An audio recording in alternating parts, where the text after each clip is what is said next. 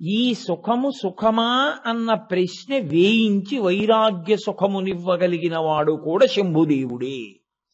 ఆ వైరాగ్య సుఖము కలగనంతసేపు మనుష్య జన్మకు ప్రయోజనము లేదు.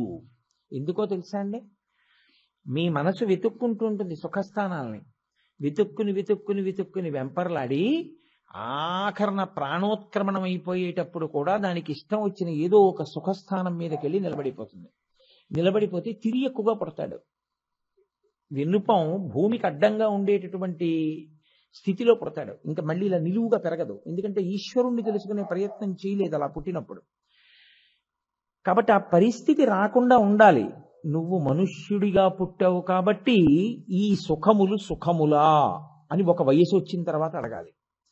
అసలు ఎంత వయసు వచ్చినా అడగడం నీకు రాకపోతే నీ జన్మ వృధా అయిపోతోందని గుర్తు. ఇది తెలుసున్న వాళ్ళు ఈశ్వరుడి దగ్గరికి వెళ్ళి గుండెలు బాదుకున్నారు.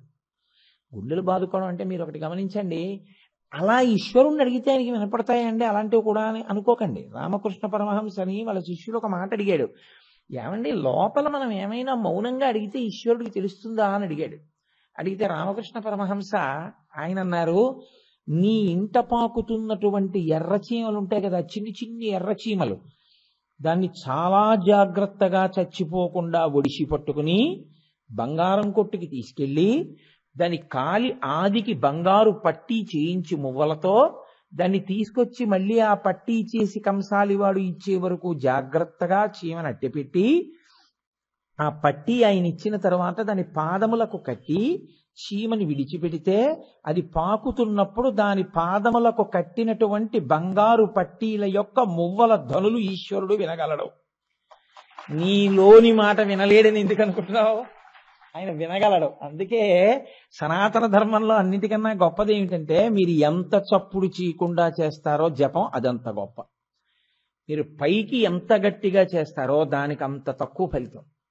మీరు ఎంత మౌనంతో చేస్తారో, ఎంత లోపలికి వెళ్ళి చేస్తారో, ఎంత పట్టుకుని చేస్తారో అది అంత గొప్పది. సుఖములకన్నిటికీ స్థానమైన వాడెవరో ఆయన శంభువు. కేవలముగా ఆయన సుఖములకు స్థానమై ఉండడం చేత మనకి కలిగే ప్రయోజనం ఏమి ఉండదు. మనకి అన్నప్పుడు నేను కేవలం మనుష్య జాతిని ఉద్దేశించి మాట్లాడుతున్నానని మీరు అనుకోకూడదు. సమస్త జీవకోటికి ఆయన సమస్త జీవకోటికి సుఖమును కల్పించడానికి ప్రధానంగా బ్రహ్మాండమునందు సుఖస్థానములను కల్పించి పిండాండమునందు జ్ఞానేంద్రియ సంఘాతమును ఏర్పాటు చేశాడు. బయట జలపాతం ఉన్నది, గులాబీ పువ్వు ఉన్నది, మందార పువ్వు ఉన్నది, చూడడానికి కన్నున్నది. బయట వీణానాదం ఉన్నది, ఇక్కడ వినడానికి చెవి ఉన్నది. బయట మధుర పదార్థం ఉన్నది, దాని రుచి తెలుసుకొనుటకి ఇక్కడ నాలుక ఉన్నది. కొడుకుని ముట్టుకున్నప్పుడు కలిగేటటువంటి ఆనందం తెలుసుకోవడానికి ఈ చర్మమునకు స్పర్శ ఉన్నది. బయట మంచి సువాసన ఉన్నది, ఆఘ్రాణించి సుఖమును పొందుటకు ఇక్కడ ముక్కు ఉన్నది. ఆయన బ్రహ్మాండమునందు ఏ సుఖస్థానములను ఉంచాడో వాటిని మీరు అనుభవించడానికి ఇక్కడ జ్ఞానేంద్రియ సంఘాతమును ఏర్పాటు చేశాడు. ఇప్పుడు ఈ జ్ఞానేంద్రియ సంఘాతము చేత బ్రహ్మాండమునందు ఉండేటటువంటి సుఖములను మీరు అనుభవించడానికి కావలసినటువంటి వ్యవస్థని ఆయనే కల్పించాడు. కాబట్టి సమస్త సుఖములు ఎవరి వలన మీరు అనుభవించగలుగుతున్నారు? కేవలముగా శంభుదేవుని యొక్క అనుగ్రహము చేత. ఆయన అలా అనుగ్రహించి ఉండకపోతే బ్రహ్మాండమునందు సుఖస్థానములు ఉండవు. వాటిని అనుభవించడానికి ఇక్కడ జ్ఞానేంద్రియములు ఉండవలసిన అవసరం కూడా ఉండదు. ఏదో ప్రాణం ఉండదా అంటే ఉంటుంది. ఏమి తింటున్నాడో ఆయనకే తెలియదు, ఏమి చూడడానికి అవకాశం ఉండదు, ఏమి వినడానికి అవకాశం ఉండదు. అలా ఒక కొండ చిలువ ఎలా పడుంటుందో అలా పడుంటాడంతే. అలా కాకుండా నిత్య చైతన్యంతో ఇంత సంతోషంగా జీవులు ఉండగలుగుతున్నాయి అంటే దానికి కారణం కేవలముగా శంభుదేవుని యొక్క అనుగ్రహము. అయితే మీరు ఇక్కడ ఒక విషయాన్ని గమనించండి. ఇలా సుఖములను ఈశ్వరుడు బ్రహ్మాండమునందు కల్పించడం, ఈ పిండాండమునందుండేటటువంటి జ్ఞానేంద్రియములతో సుఖములను అనుభవించడం, ఇది ఒక్కటేనా శాస్త్రమునకు సృష్టికి ప్రయోజనం? మిగిలిన ప్రాణులకు జ్ఞానం అన్న మాట తెలియదు, వైరాగ్యం అన్న మాట తెలియదు. మనుష్యుడు అనబడేటటువంటి ప్రాణికి వైరాగ్యము సుఖము. వైరాగ్యము దుఃఖమని మీరు అనుకోకూడదు. వైరాగ్య సుఖమును అనుభవించాడంటారు. వైరాగ్యము కూడా సుఖమే. అసలు సుఖములలోకెల్లా మహోత్కృష్టమైన సుఖము వైరాగ్య సుఖమే.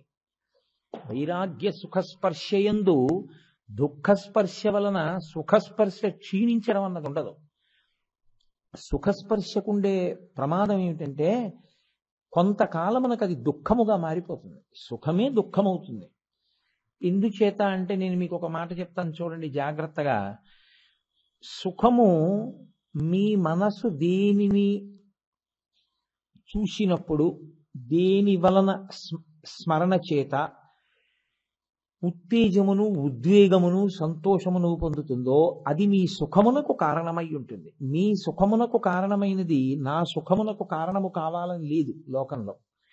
ఎందుచేత అంటారేమో, ఇప్పుడు ఇక్కడ 4 అగరత్తులు వెలిగించారనుకోండి, వాటి పొగ మీకు సుఖ కారణం కావచ్చు, మీకు సంతోషంగా ఉండొచ్చు ఆ వాసన వస్తుంటే. కానీ ఉపన్యాసం చెప్పేటప్పుడు కేవలం ముక్కుతోని ఊపిరి పీల్చడం సాధ్యం కాదు. మాట చెప్పి మళ్ళీ వాక్య నిర్మాణం కోసం అని గబుక్కు నోటితో ఊపిరి తీసేస్తాం. ఆ నోటితో ఊపిరి తీసినప్పుడు ఆ పొగకి ఉక్కిరి బిక్కిరై నాకు కంఠం మండి దగ్గొస్తుంది. మీకు సుఖము, నాకు దుఃఖము. కాబట్టి అగరవత్తులు అందరికీ అన్ని వేళలా సుఖము అని మీరు చెప్పగలరా? కాదు. నా మనసు రమిస్తే దాని యందు అది నాకు సుఖము. నా మనసు రమించకపోతే అది సుఖము కాదు. అందుకే ఒక ఆయనకి ఆవు పాలు సుఖం, ఒక ఆయనకి ఆవు పాలు అబ్బబ్బబ్బబ్బా వద్దండి అంటాడు. ఆవు పాల పెరుగు కూడా ఆయన తినడం, ఆయనకి దుఃఖం. అదేంటి ఆవు పాలు సుఖమా, ఆవు పాలు దుఃఖమా? ఆవు పాలు సుఖం కాదు, ఆవు పాలు దుఃఖం కాదు. ఆవు పాల వలన మీ మనసు ప్రీతి చెందితే సుఖం, ఆవు పాల వలన మీ మనసు అప్రీతి చెందితే దుఃఖం. కాబట్టి అందరికీ అన్ని వస్తువులు సుఖహేతువులు కావు, అందరికీ అన్ని వస్తువులు దుఃఖహేతువులు కావు. మీరు కొంచెం జాగ్రత్తగా గమనించండి. సుఖహేతువే దుఃఖహేతు అయిపోతుంది కాసేపటికి. ఎందుకో తెలుసా అండి? బాగా తేలిక ఉదాహరణ నేను చెప్పాలి అంటే, భార్య యందు తీవ్రమైన అనురక్తి దోషమని మీరు చెప్పగలరా? తప్పేం కాదు అది. భార్య యందు ప్రేమ ఉండడం తప్పని ఈ శాస్త్రం చెప్పలేదు. భార్యకి భర్త యందు అనురక్తి దోషమా? కాదు. కానీ కాలంలో ఎవరో ఒకళ్ళు ముందు వెళ్ళిపోవాలా? వెళ్ళాలి కదా, తప్పదు. అప్పుడు రెండో వారికి ఏమైంది? దుఃఖమే.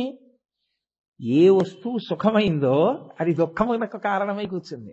దాని స్మరణ కూడా కన్నుల వెంట నీరు కార్చేట్టు చేస్తుంది. సుఖమునకు హేతువేదో అది దుఃఖమునకు హేతువయ్యేటటువంటి ప్రమాదం ఒకటి ఉంటుంది లోకంలో. కానీ వైరాగ్యం ఉన్నవాడికి దుఃఖస్పర్శ కలగడం ఉండదు. వాడు ఎప్పుడూ సుఖముతోనే ఉంటాడు. ఎందుకో తెలుసా అండి? సంగదోషం ఉండదు ఆయనకి. అందుకే వైరాగ్యము సుఖమే. మీరు పట్టుకోగలిగారో లేదో మరి నేను చెప్పిన మాట. వైరాగ్యము దుఃఖమేం కాదు. వైరాగ్యము సుఖ దుఃఖాతీతమైన సుఖానుభవ స్థితి. అందుకే వైరాగ్యములో ఉన్నవాడు ఎప్పుడు సుఖంగానే ఉంటాడు, సంతోషంగానే ఉంటాడు. ఎందుకంటే ఆయనకి ఇది ఉన్నది, ఇది పోయినది, దాని బెంగ ఆయనకి లేని స్థితి. కాబట్టి ఒక మెట్టు పైకి ఎక్కాలి మనుష్యుడు ఒక్కడే. మిగిలిన ప్రాణులకి బాధలేదు సుమండి. కుక్క ఉందనుకోండి, దాని బతికున్నంత కాలం సుఖం కోసమే దాని వెంపర్లాట. అయినా దానికి దుఃఖం వస్తుంటుంది, అది వేరు విషయం. ఎవరో కొడుతుంటారు, రాయి పెట్టి కొడతాడు, లేకపోతే ఏదో వస్తుంది, దాన్ని ఏదో చేస్తుంది, ఇంకో పెద్ద కుక్క వస్తుంది, దాన్ని కరుస్తుంది.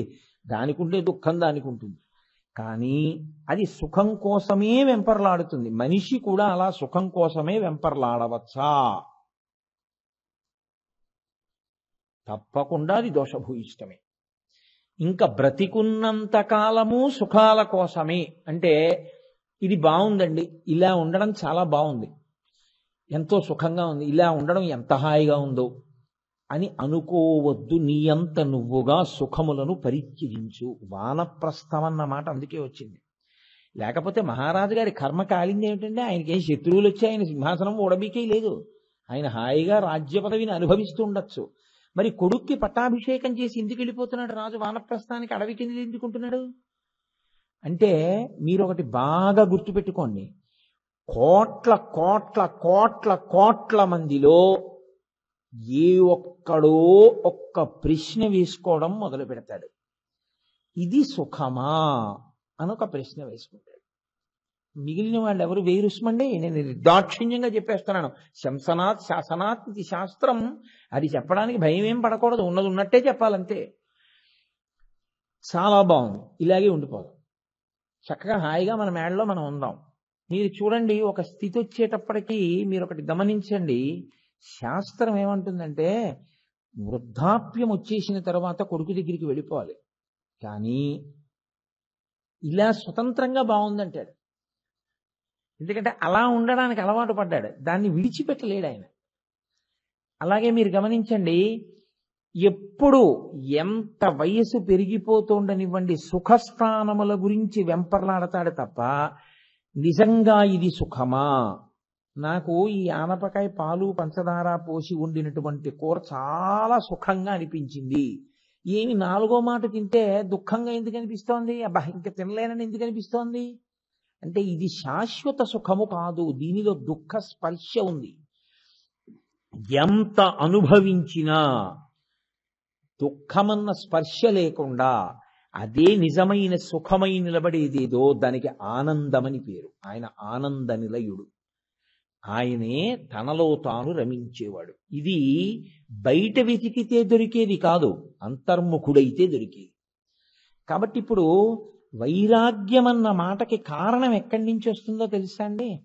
అసలు ఈ ప్రశ్న వేసుకున్న వాడికే వైరాగ్యం వస్తుంది.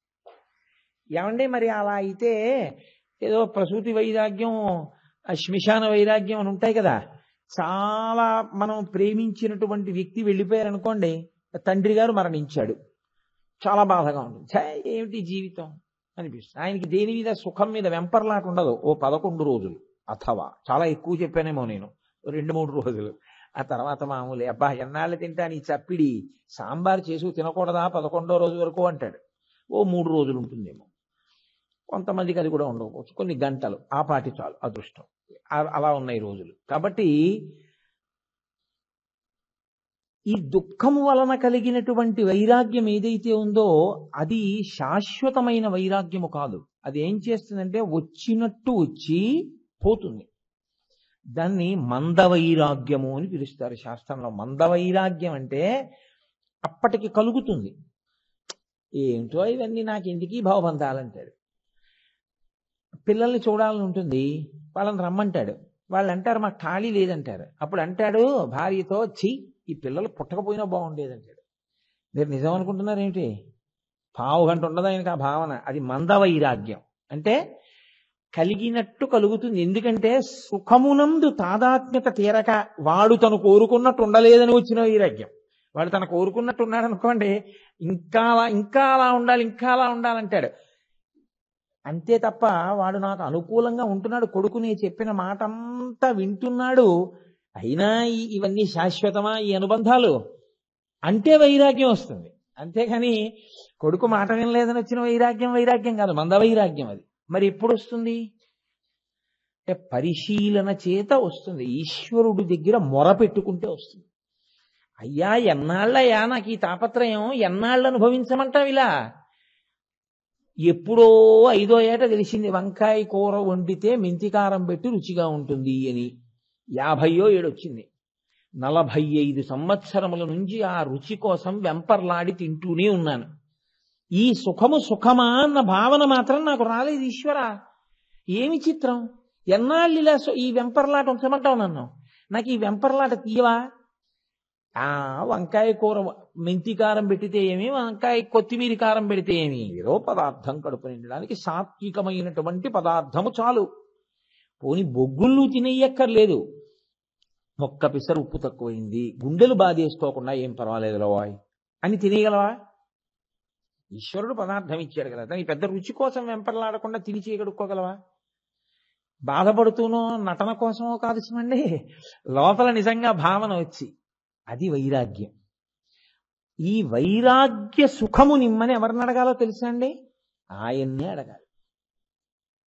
ఇది శంభునామమునందున్నటువంటి ప్రత్యేకత. ఈ సుఖము సుఖమా అన్న ప్రశ్న వేయించి వైరాగ్య సుఖమునివ్వగలిగిన వాడు కూడా శంభుదేవుడే. ఆ వైరాగ్య సుఖము కలగనంతసేపు మనుష్య జన్మకు ప్రయోజనము లేదు. ఎందుకో తెలుసా అండి?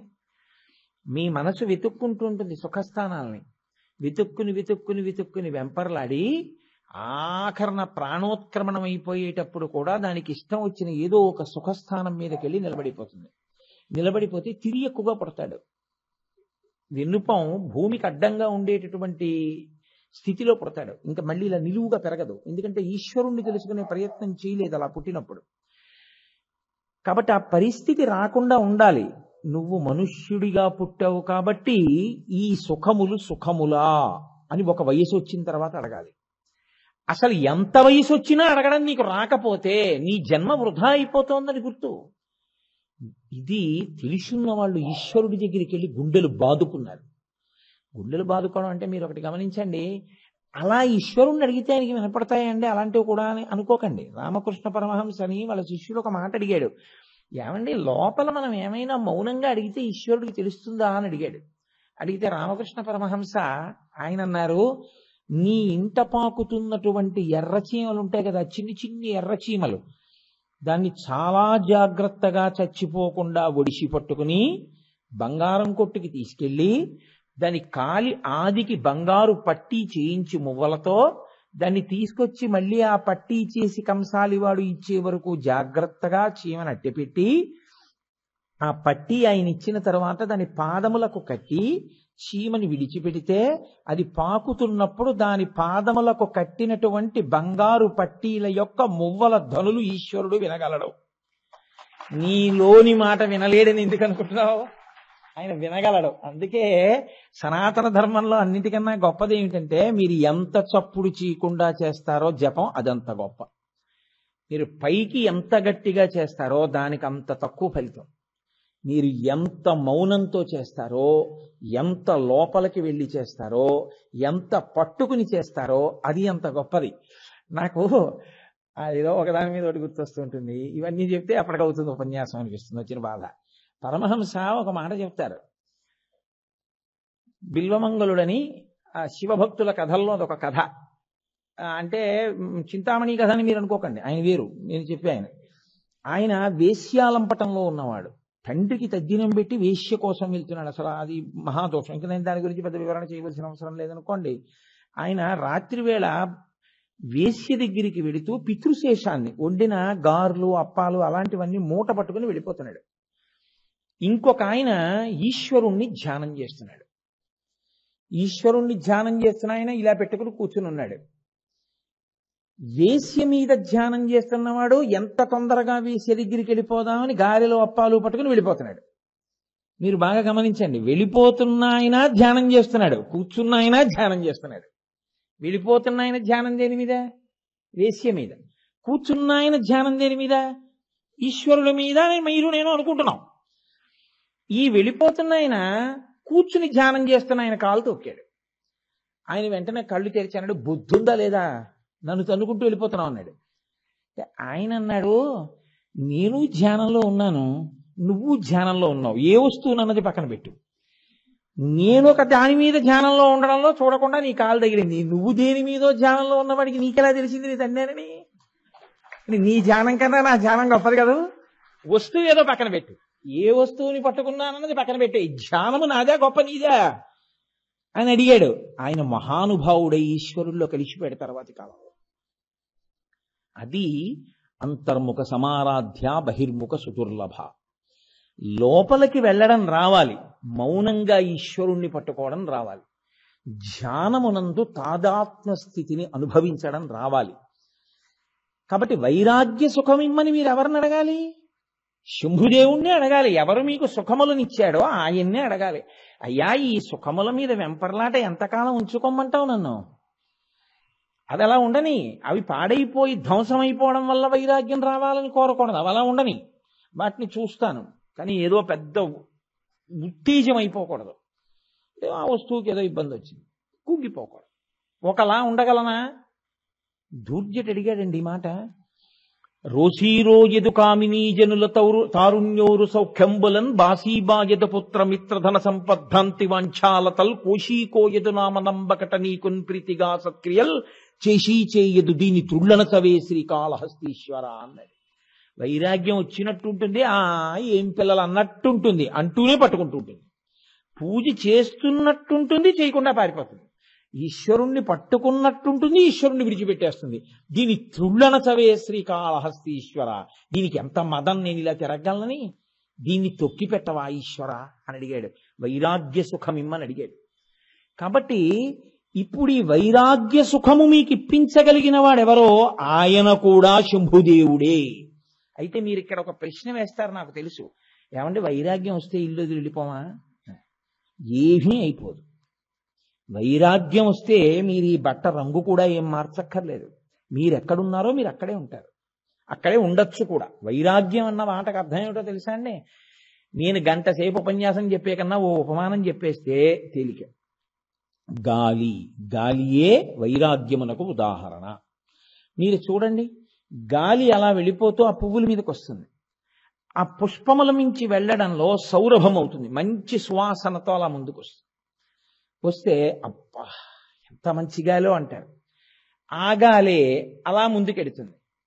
ఏదో ఒక పశువు విసర్జించినటువంటి మలం మించి వెడుతుంది, చాలా దుర్గంధం అవుతుంది. ఏం గాలి అంటారు. పశువు యొక్క మలం మించి వెళ్ళేటప్పుడు దానికి సంగం లేదు. అయ్యో దీని మించి నేను వెళ్లకుండా ఇలా పక్క నుంచి వెళ్ళిపోతాను, ఇంకో పువ్వుల మీద కానీ గాలి ఏం వెళ్ళదు. చచ్చిపోయిన కుక్క కళేబరం మించి వెళ్ళేటప్పుడు దానికి ఏమీ సంగం ఉండదు. పువ్వుల మించి వెళ్ళేటప్పుడు దానికి ఏమీ సంగం ఉండదు. ఈశ్వరుడి మించి వెళ్ళేటప్పుడు దానికి ఏమీ సంగం ఉండదు. శవం మించి వెళ్ళేటప్పుడు దానికి ఏమీ సంగం ఉండదు. అది అన్నిటి మించి వెడుతుంటుంది. అన్ని వాసనలకి కింద తాను మారుతుంది. కానీ అలా మారినది అలా ఉండిపోయిందని మీరు అనుకుంటున్నారు. అది గాలి, అది అలా వెళ్ళిపోతుంటుంది అంతే. దానికి దేనితోనూ సంగం ఉండదు. అందుకే మనకి పవిత్రమైన జీవితానికి ఉదాహరణగా ఏం చెప్తారంటే మేరునగ ధీరుడు అంటారు. పర్వతాన్ని చెప్తారు, నదిని చెప్తారు. నది అంత పవిత్రం ఎందుకో తెలుసా అండి? నదియే మనకి జీవితాన్ని నిర్దేశకత్వం చేస్తుంది. అందుకే కుంతీదేవి భాగవతంలో ప్రార్థన చేస్తూ యాదవులందు పాండు సుతులందు నాకు మోహ విచ్ఛేదము చెయ్యుమయ్య ఘన సింధువు చేరిడి గంగభంగి నీపాద సరోజ చింతనముపై అనిశము మదీయ వృత్తి అత్యాదర వృత్తితో గదియగనట్లు చేయగదయ్యా ఈశ్వరా అని అడుగుతుంది. అది వైరాగ్యం అంటే. యాదవులందు పాండుసుతులందు నాకు మోహ విచ్ఛేదము చెయ్యుమయ్యా. ఈ పిచ్చి, ఈ మమకారం పుట్టినే అంటాడు. ఏముందండి, కడుపున పుట్టిన వాళ్ళు కూతురు పెళ్ళి అయిపోయి కొడుకు పెళ్ళి అయిపోతే నా బాధ్యతలు అయిపోయాయి అంటాడు. మీరు అనుకుంటున్నారా నిజమని?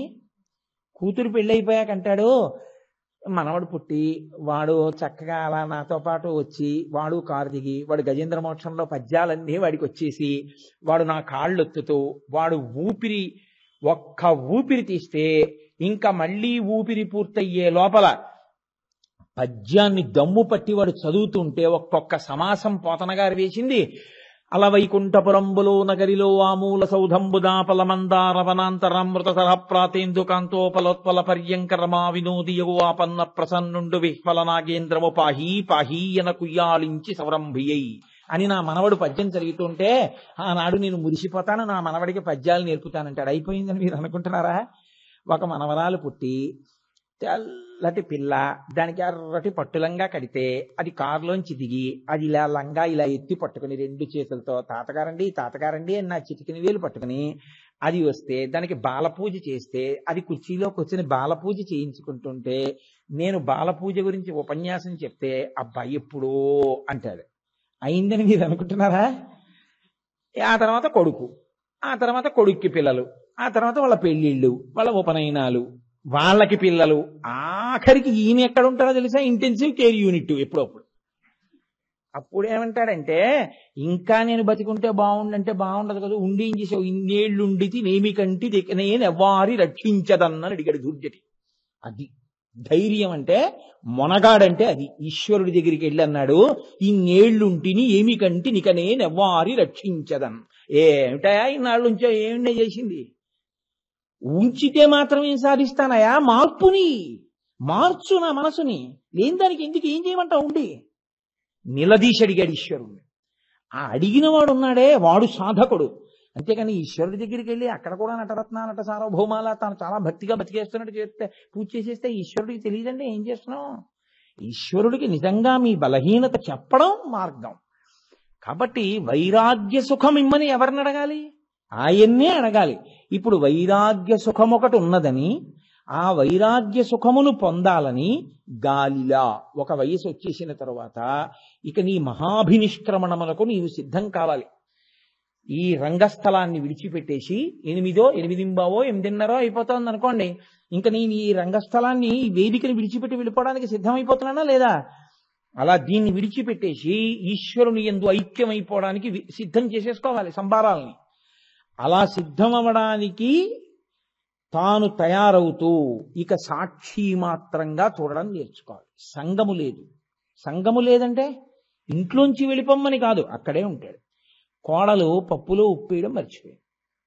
పెద్ద పెద్ద కేకలేసేయక్కర్లేదు, ఏం పర్వాలేదు. చాలా రోజులు తిన్నావు, 60 సంవత్సరములు ఉప్పు వేసిన పప్పు తిన్నావు. ప్రాణం పోతుందా ఇవాళ పప్పు తింటే?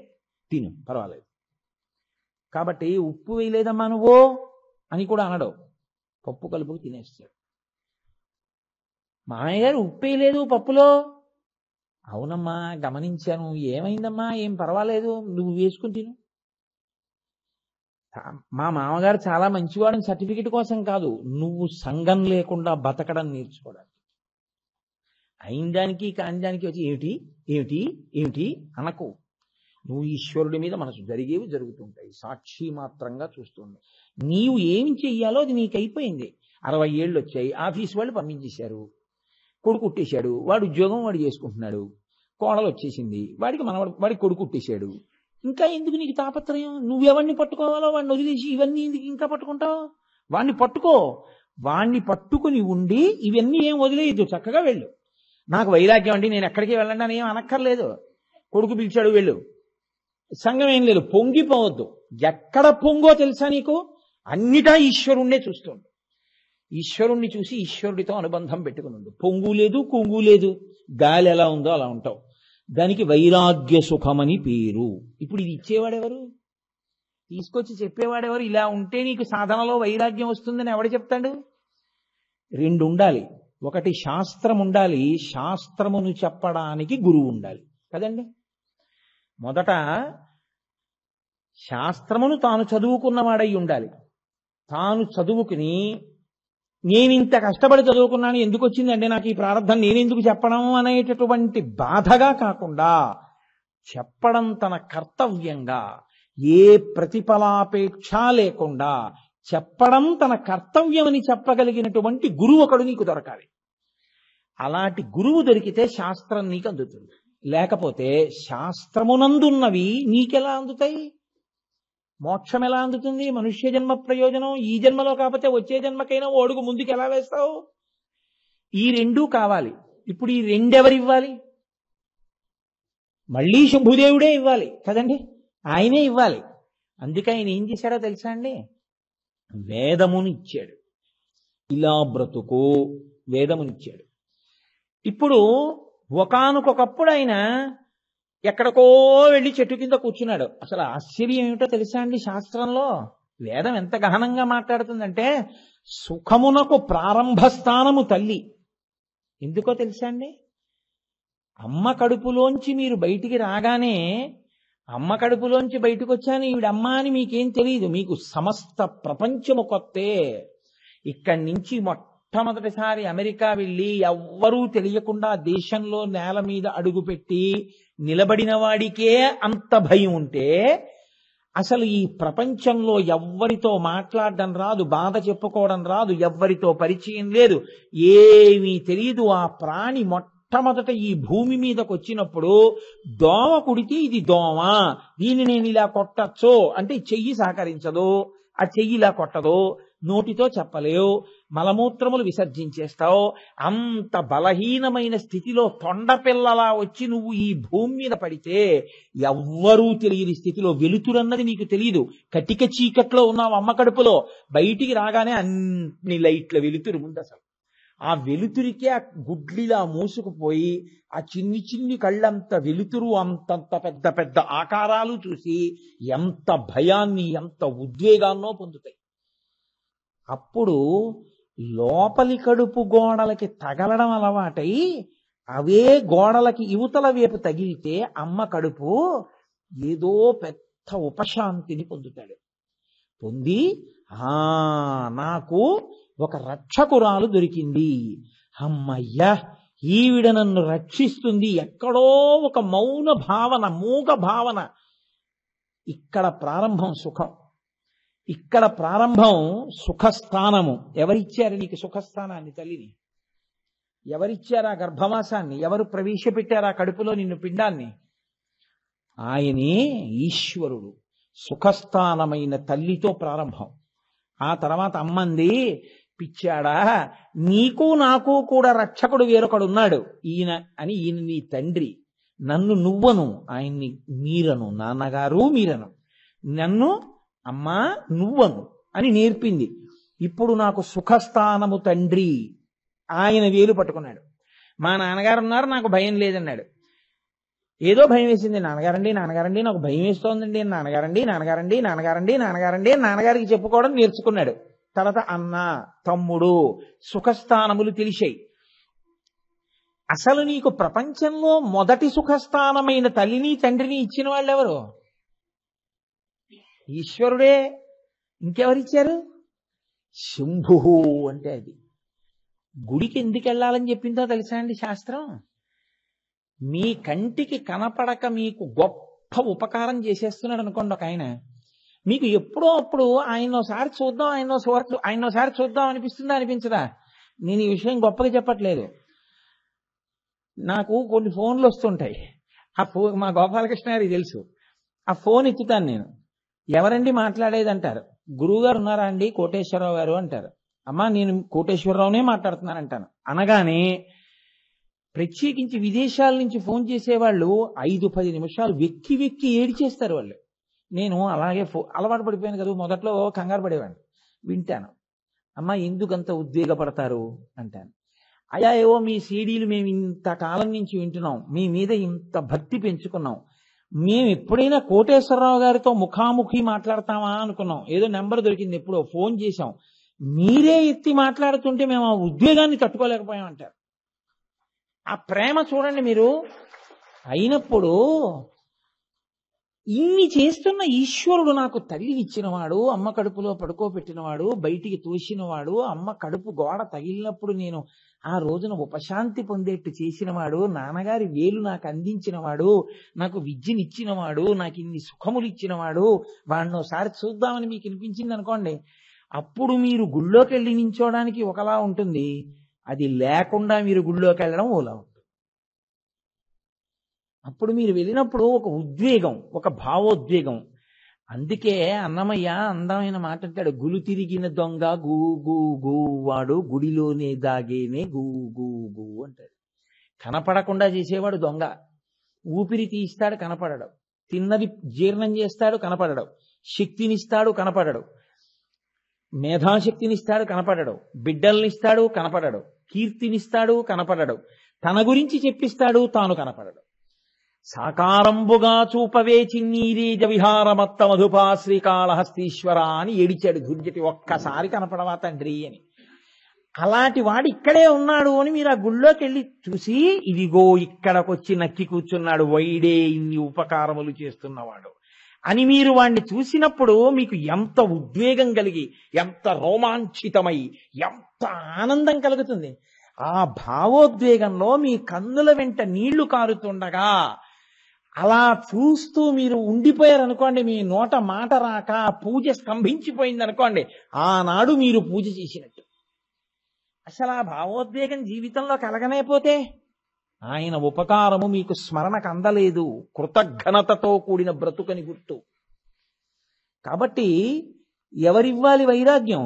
ఆయనివ్వాలి వైరాగ్యం, ఆయనివ్వాలి భక్తి. ఆ భక్తి అందుకే రామకృష్ణ పరమహంస ఒక మాట అంటారు, ఆ ప్రశ్న వెయ్యగా వెయ్యగా వెయ్యగా వచ్చేటటువంటి వైరాగ్యం నీటి చుక్క చుక్క చుక్క చుక్క వచ్చినట్టేం రాదు. అది వస్తే హఠాత్తుగా ఒక ప్రవాహం వచ్చినట్టే వస్తుంది. వైరాగ్య does not come drop by drop, it comes like an ocean అంటారు. అదొక మహాసముద్రంలో వస్తుంది. ఆయన ఒక ఉపమానం చెప్తుండేవారు. ఒక భార్యాభర్తలు ఉండేవారు. ఆయన బావమరిది వాళ్ళ ఇంటికి వచ్చాడు. ఆయన రోజు ప్రవచనానికి వెడుతుండేవాడు. బావగారితో ప్రవచనానికి వెళ్ళేవాడు. ఆయన రోజు ప్రవచనం ఇంటికి వచ్చి ఆయన ఏదో కాళ్ళు చేతులు కడుక్కుని మామూలుగా పలహారం చేసి పడుకునేవాడు. ఈ బావమరిది మాత్రం ఇంటికి వచ్చి, అక్క బావగారు ఏం చెప్పారనుకుంటున్నావు, మహానుభావుడు, అబ్బబ్బబ్బబ్బా నాది చెప్పేవాడు ఇది చెప్పేవాడు, అక్క బావగారి మాటలు వింటుంటే ఎందుకు ఈ జీవితం అనిపిస్తోంది అక్క, నేను తపస్సు చేసుకోవాలక్క, అసలు ఈ పెళ్లి అవి నాకు వద్దంటుండేవాడు.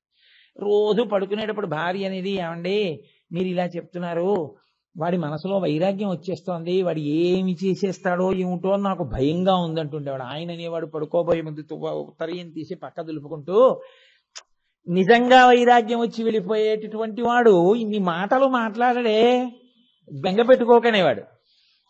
ఆఖరికి ఆవిడ అలా అడుగుతూనే ఉంది. ఓ రోజు ఆయన అన్నాడు పక్క దులుపుకుంటున్నవాడు, వైరాగ్యం వచ్చిన వాడు ఇన్ని మాటలు మాట్లాడు, ఉత్తరీయం తీసి ఇలా బారేసి ఇది ఇలా వెళ్ళిపోతాడు అని చెప్పి నేను మళ్ళీ వేసుకున్నట్టే వైరాగ్యం అంటే. ఆయన ఉత్తరీయం తీసి అలా బారేసి బయటికి వెళ్ళిపోయాడు. ఆవిడ అనుకుంది ఇలా వెళ్ళిపోతాడని చెప్తున్నాడు అనుకుంది. ఆయన మళ్ళీ రాలేదు ఇంకా. అది వైరాగ్యం. కాబట్టి అది ఈశ్వరానుగ్రహం. అది రావాలంటే శాస్త్రం ఉండాలి, గురువు ఉండాలి. ఆ బోధ పడగా పడగా పడగా ఒక రాతిలోంచి ఈశ్వర మూర్తిని తీసుకొచ్చే శిల్పి ముందు దాన్ని గౌరవంగా ఏం చెక్కడో ఆ బండెక్కి కూర్చుని చెక్కేస్తాడు. శుభ్రంగా ఆఖరణ కళ్ళు చెక్కేటప్పుడు చిన్న ఉలి పెట్టుకుని చెక్కుతాడు. ఎంత జాగ్రత్తగానో చెక్కుతాడు. ఇప్పుడు దానికి జలాధివాసం, ధాన్యాధివాసం, పుష్పాధివాసం అన్నీ పూర్తయిపోయి ప్రతిష్ఠ అయిపోయింది. ఏమయ్యా చెవి దగ్గర చిన్న బొడి పొండిపోయింది, ఒక్కసారి నిచ్చెన వేసుకుని కొట్టేయన్నారు అనుకోండి, నీకు బుద్ధి ఉందా, అది ఈశ్వరుడయా అంటాడు తప్ప అది శిల అనడు. గురువు అంటే ఏమిటో తెలుసా అండి, ఒక్కొక్క పెచ్చు ఊడగొడతాడు. కొట్టిన చోటే కొట్టవలసి ఉంటుంది శిల్పి. అందుకే గురువు గారు చెప్పే ప్రవచనాలకి పునరుక్తి దోషం ఉండదు. మళ్ళీ చెప్పింది చెప్పారని అనకూడదు. ఎందుకో తెలుసా, కొట్టిన చోట కొట్టాలి. కొట్టగా కొట్టగా చెక్కగా చెక్కగా అందులోంచి అభిషేకమును పొందడానికి యోగ్యమైన మూర్తి బయటికి వస్తుంది. ఆనాడు దానికి ప్రతిష్ట. అప్పటి వరకు చెక్కుతూనే ఉంటారు. కాబట్టి ఇప్పుడు గురువు కావాలి, శాస్త్రం కావాలి. ఈ రెండెవరివ్వాలి? నమ శంభవే చ మయోభవే చ నమ శంకరాయ చ మయస్కరాయ చ నమ శివాయ చ శివతరాయ చ అంటోంది వేదం. నమ శంభవే చ, ఆ శంభుదేవుడున్నాడే సమస్త సుఖములకు కారణమైన వాడే వైరాగ్య సుఖములకు కారణం కావాలి. ఇప్పుడు ఆయన ఏం చేశాడు, ఒకానొకప్పుడు ఆయన ఏం చేశాడంటే, అసలు ఈశ్వర మాకు వైరాగ్యం కావాలి, ఆత్మజ్ఞానం మాకు తెలియాలి అన్న వాళ్ళకి చెట్టు కింద కూర్చుని వీరాసనం వేసుకుని ఒక్కసారి ఇలా చిన్ముద్ర పట్టాడు అంతే. మౌనవ్యాఖ్యా ప్రకటిత పరబ్రహ్మతత్వం యువానం వర్షిష్టాంతే వసదృశిగణైరవృతం బ్రహ్మనిష్టై ఆచార్యేంద్రం కరకలిత చిన్ముద్రమానందరూపం స్వాత్మారామం ముదితవదినం దక్షిణామూర్తిమీడే. ఇలా పడితే సనక సనందనాదులకు అర్థమైంది. ఎందుకని? ఆ యుగంలో రాక్షసులు వేరుగా ఉన్నారు. విశ్వామిత్రుడు యాగం చేసేటప్పుడు రాక్షసులు వేరుగా ఉన్నారు. అందుకని వాళ్ళు వస్తున్నారు, యజ్ఞం బాడి చేస్తున్నాడని రాముడికి చెప్పాడు. రాక్షసులు ఇక్కడే ఉంటే ఎవరికి చెప్తాడు? యజ్ఞమే చేయడం కుదరదు అసలు కదండి. కలియుగం వచ్చేటప్పటికీ రాక్షసులు బయట ఉండరు, ఇక్కడే చేరుతారు. కామక్రోధస్య లోభస్య దేహే తిష్టంతి తస్కరాః జ్ఞానరత్నాపహారాయ తస్మాత్ జాగ్రత్త జాగ్రత్త. ఇక్కడే చేరుతారు ఆ శత్రువులు. ఇప్పుడు ఆ శత్రువులు పోవాలి అంటే, జ్ఞానము కలగాలి అంటే, ఆయన దక్షిణామూర్తిలా చెట్టు కింద కూర్చుని మౌనముద్రతో చెప్పినప్పుడు అర్థం చేసుకున్న సనక సనందనాదులు ఉన్నటువంటి స్థాయిలో కలియుగంలో ఉన్నటువంటి భాగవతులు భక్తజనం ఉన్నారా? కుదురుతుందా? కుదరదు. కాబట్టి అక్కడ ఎంత మౌనంగా ఉన్నాడో ఇక్కడ అంత మాట్లాడడానికి రావాలి ఆయన కదండి. అందుకని ముక్తామౌనం వటవిటపినో మూలతో నిష్పతంతి శంభోర్మూర్తిశ్చరతి భువనే శంకరాచార్య రూపా అంటారు. ఏ శంభుమూర్తి చెట్టు కింద కూర్చుని మౌనంగా దక్షిణామూర్తిగా జ్ఞానప్రసాదం చేశాడో ఆయన ఇప్పుడు కూర్చుంటే కుదరదు, లేచి నడవాలి ఆయన. కాబట్టి ఇప్పుడు ఏం చేశాడు ఆయనే? శంభోర్మూర్తి చరతి భువనే శంకరాచార్య రూప, శంకర భగవత్పాదుల రూపంలో ఆసేతు హిమాచల పర్యంతము నడిచారు. ఆ శంభుమూర్తి దక్షిణామూర్తిగా ఎంత మౌనంగా కూర్చున్నారో శంకర భగవత్పాదాచార్య స్వామి వారు అంత వాదనలు వాదించారు. ఆయన ఎంత మౌనంగా వ్యాఖ్య చేశారో ఈయన అన్ని వ్యాఖ్యానాలు, అన్ని ప్రకటన గ్రంథాలు, అన్ని స్తోత్రాలు ఇచ్చారు. ఆయన ఒక్క చోట కూర్చుంటే ఈయన ఇల్లు ఆసేతు హిమాచల పర్యంతం తిరిగారు. ఆయన ఆత్మారాముడై నిలబడిపోతే నాకు భిక్ష పెట్టిన తల్లెల్లా నా అమ్మే అని అమ్మ ఆర్యాంబ వదిలిపెట్టి సంజసించి ఇళ్ల ముందుకొచ్చి భవతి భిక్షాందేహి అన్నారు. అని తిరిగారు కాబట్టి శాస్త్రం అందింది. శంకర భగవత్పాదులే పుట్టి ఉండకపోతే, శంభుదేవుడు శంకరాచార్య స్వామిగా భూమి మీద అవతరించి ఉండి ఉండకపోతే అసలు వేదము యొక్క ప్రమాణము నిలబడడం ఎలా? శంకర విజయాల్లో వర్ణన చేస్తారు. ఒక లేగ దూడని, చిన్ని దూడ, దానికి ఇంకా గట్టిగా ఊంచుకు నిలబడడం కూడా రాదు, అటువంటి లేగ దూడ ఆడుకుంటోంది. చుట్టూ ఒక 25 వేట కుక్కలు చేరి నాలుకలు జాపి కోరలు చూపిస్తున్నాయి. ఇప్పుడు ఆ దూడకి పారిపోవడం కూడా రాదు, పడిపోతుంది అది. అటువంటి దూడని అన్ని వేపుల నుంచి కొరకడానికి సిద్ధంగా కోరలతో నోళ్లు తెరిచి ఉన్నటువంటి 20 వేట కుక్కల్ని తరవడానికి ఒక యోధుడు కర్ర పట్టుకొచ్చి నిలబడి ఆ ధేనువుని రక్షించినట్టు సత్యదండాన్ని చేతపట్టి ఆసేతు హిమాచల పర్యంతము పర్యటించి అవైదిక వాదనలు ఖండించి వేద ప్రమాణమును నిలబెట్టి వేదాంతర్గతమైనటువంటి అద్వైత సిద్ధాంతానికి జీవం పోసి మళ్లీ మనందరికీ భక్తి, జ్ఞానము, కర్మ అనేటటువంటివి నేర్పి ఎన్నో దేవాలయాలలో చక్రస్థాపన చేసి ఎన్నో దేవాలయాలకు కుంభాభిషేకాలు చేసి అనేకమైనటువంటి సంప్రదాయాల్ని పునరుద్ధరించి షణ్మత స్థాపనాచార్యులై మళ్లీ ఈ దేశంలోకి అవైదికమైన వాదనలు ప్రవేశించకూడదని 4 దిక్కులా కాపుదలగా తూర్పున జగన్నాథులో గోవర్ధన పీఠము, పడమర ద్వారకలో కాళికాపీఠము, ఉత్తరమున బదరికాశ్రమములో జ్యోతిపీఠము, దక్షిణమున శృంగగిరిలో శారదాపీఠము పెట్టి కంచి పీఠాన్ని అధివసించి 32 సంవత్సరముల జీవిత కాలంలో జగద్గురువై మహానుభావుడై శృతి స్మృతి పురాణానాం ఆలయం కరుణాలయం నమామి భగవత్పాద శంకరం లోకశంకరం అని ఏ మహానుభావుడి పాదములకు నమస్కరిస్తే శృతి స్మృతి పురాణములు అయోమయం లేకుండా భాషిస్తాయో అటువంటి జగద్గురువై లోకమును రక్ష చేయడానికి భూమి మీదకి దిగొచ్చి నడిచి శాస్త్రమును అందించినటువంటి జగద్గురువుగా నిలబడినటువంటి మహాపురుషుడు శంకర భగవత్పాదాచార్య స్వామి. అటువంటి శంకర భగవత్పాదులుగా శివుడు వచ్చి ఉండి ఉండకపోతే వేదం అందేదా, శాస్త్రం అందేదా? వేదము శాస్త్రము ఇచ్చినవాడు శంభుదేవుడే, వాటిని మళ్లీ ప్రజలకు అందించినవాడు గురు రూపంలో శంభుదేవుడే. కాబట్టి ఇప్పుడు నమ శంభవేచ మయోభవేచ నమ శంకరాయచ మయస్కరాయచ నమ శివాయచ శివతరాయచ. ఆ గురువు మయస్కరాయచ జ్ఞానమిచ్చేటటువంటి గురువుగా శంకరాయచ, శంకరాచార్యులు వారే వస్తున్నారు. ఎలా తెలుసు శంకరాచార్యులు వారని? నమ శంకరాయచ అంటే అది శంకరాచార్యులు వారే అని ఎలా చెప్పగలరు మీరు? రుద్రాధ్యాయంలో ఎదుర్వేదంలో మంత్రంలో ఒక మాట ఉంది, నమ కపర్దినీచ వ్యుక్త కేశాయచ అని. కపర్దినీచ అంటే పెద్ద జటాజూట ఉన్నవాడు, వ్యుక్త కేశాయచ బోడి గుండుతో ఉన్నవాడు. జటాజూటంతో ఉన్న శివుడు అందరికీ తెలుసు, బోడిగుండుతో శివుడు ఉండడం ఎవరైనా చూశారా? ఎక్కడా లేదు. మరి ఎవరు? శంకరాచార్యులు వారే బోడిగుండుతో ఉన్న శివుడు. శివుడే శంకరులుగా వచ్చారు, ఆయన వలనే జ్ఞానం అందుతుంది చెప్తోంది.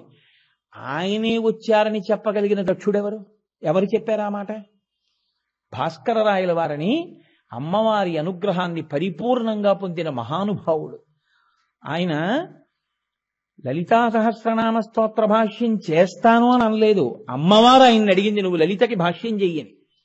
ఆయన అన్నారు, అమ్మ అప్పున్నవాడు భాష్యం చేయకూడదుగా, నాకు కొద్దిగా అప్పుందమ్మా అన్నారు. ఆయన మరునాడు పూజా మందిరంలో కూర్చునేటప్పటికీ అప్పు తీర్చేసినటువంటి పత్రం అక్కడుంది. ఆయన లలితా సహస్రనామ స్తోత్రానికి భాష్యం చేశారు. లలితా సహస్రనామ స్తోత్రానికి అంతటికీ భాష్యం చేస్తే ఆయన్ని ఎలాగైనా విమర్శ చెయ్యాలని కొంతమంది పండితులు గంగా తీరానికి చేరి ఆయన అక్కడ ఆశ్రమంలో ఉండగా ఆయన దగ్గరికి వెళ్ళి లలితా సహస్రంలో 64 కోటి యోగిని గణ సేవిత అని ఒక నామం ఉంది కదా, 64 యోగిని అంటే 64 కోట్ల మంది యోగినులు అమ్మవారిని సేవిస్తారని ఉంది కదా, వాళ్ళ పేర్లు ఏమిటని అడిగారు. ఆయన అన్నారు, సాయంకాలం మీకు చెప్తాను, సంధ్యావందనం చేసుకొచ్చి గంగా తీరంలో కూర్చోండి అన్నారు. కుంకుమానంద స్వాముల వారు ఆ రోజుల్లో ఒక మహాపురుషుడు ఉండేవారు. ఆయన అన్నారు, మీ మొహం ఇచ్చా భాస్కర్ రాయల వారితోట మీకు పరీక్షలు ఏమనుకుంటున్నారు ఆయన అంటే, వెళ్ళి చూడండి ఆయన శక్తి ఏమిటో తెలుస్తుంది అన్నారు. వీళ్ళందరూ సంధ్యావందనం చేసుకుని వచ్చి గంగ ఒడ్డున కూర్చున్నారు. ఆయన సంధ్యావందనం చేసి పరదేవతని ప్రార్థన చేశారు. అమ్మా, 64 కోట్ల మంది యోగినులు నిన్ను పరివేష్టించి ఉంటారు, వాళ్ళ పేర్లు అడుగుతున్నారమ్మా అన్నారు. అని నమస్కారం చేశారు. అంతే, సింహాసనారూఢయ్యి లలితమ్మ వచ్చి ఆకాశంలో కూర్చుంది. ఒక్కొక్క యోగిని 64 కోట్ల మంది యోగినులు పక్కకొచ్చి నిలబడి వాళ్ళ పేరు, వాళ్ళు చేసే పనులు వాళ్లే ఆకాశంలో పరిచయం చేసుకున్నారు.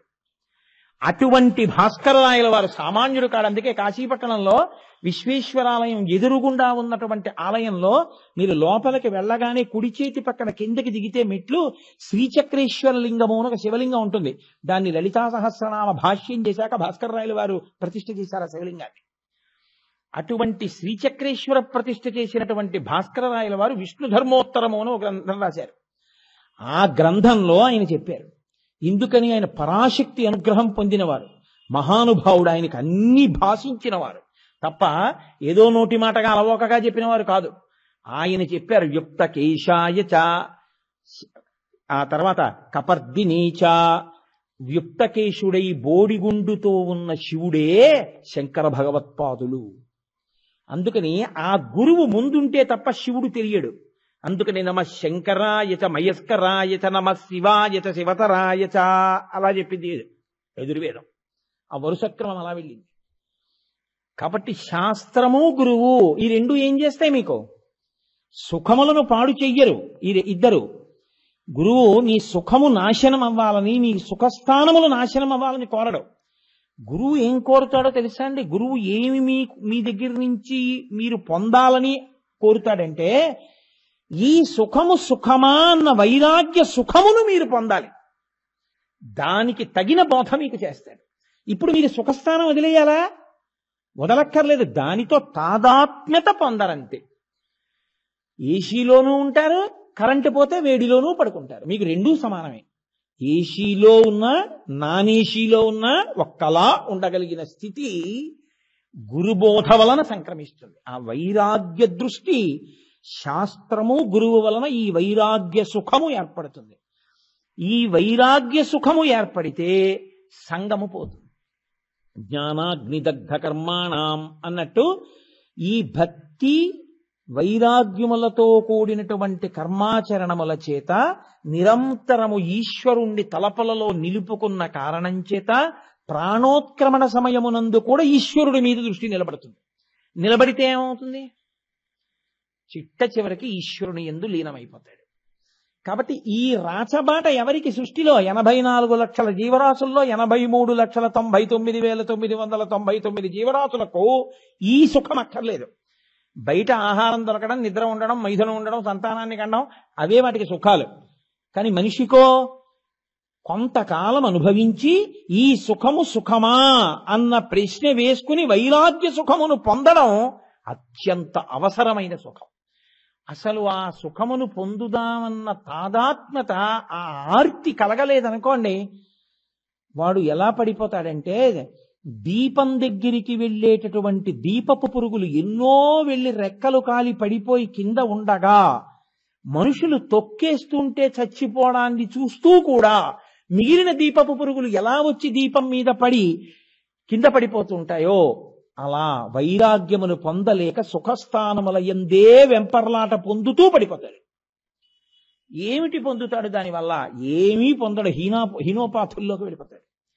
అందుకే పరిపక్వత అంటారు. అందుకే మీరు చూడండి, శాస్త్రంలో మన వాళ్ళు ఎప్పుడూ ఓ మాట అంటారు, ఆయన పండు లాంటి వాడండి అంటారు.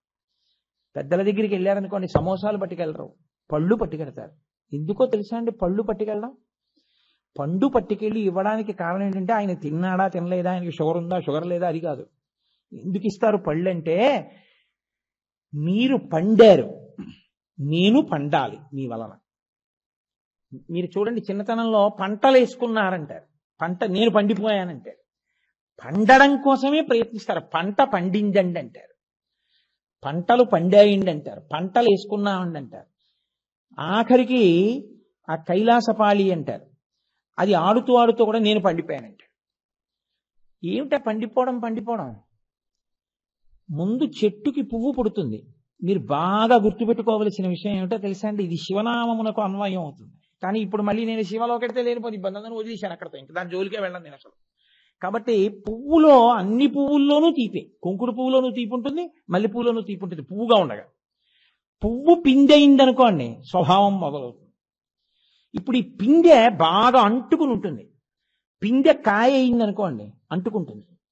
కాయ పండు అవుతోంది అనుకోండి, లోపల ఉన్న గుజ్జు రసం కింద మారిపోతుంది, పైన ఉన్న తొక్క రంగు మారిపోతుంది. బాగా పండిపోయింది అనుకోండి, చెట్టు యొక్క ముచికని తనే విడిచిపెట్టి కింద పడిపోతుంది. దీన్ని పట్టుకుని ఉండడం ఋతుమంతం. పట్టుకుని సత్యాన్ని తెలుసుకున్న తర్వాత ఇది పడిపోతుంటే సాక్షిగా ఉండడం పండిపోవడం. ఆ పండిపోవడం ఒక్క ఈ జన్మకే సాక్షి, ఇతర జన్మలకు పండడం ఉండదు. కాబట్టి మన వాళ్ళు ఆటల దగ్గర నుంచి అన్ని పండిపోవడమే నేర్పారు.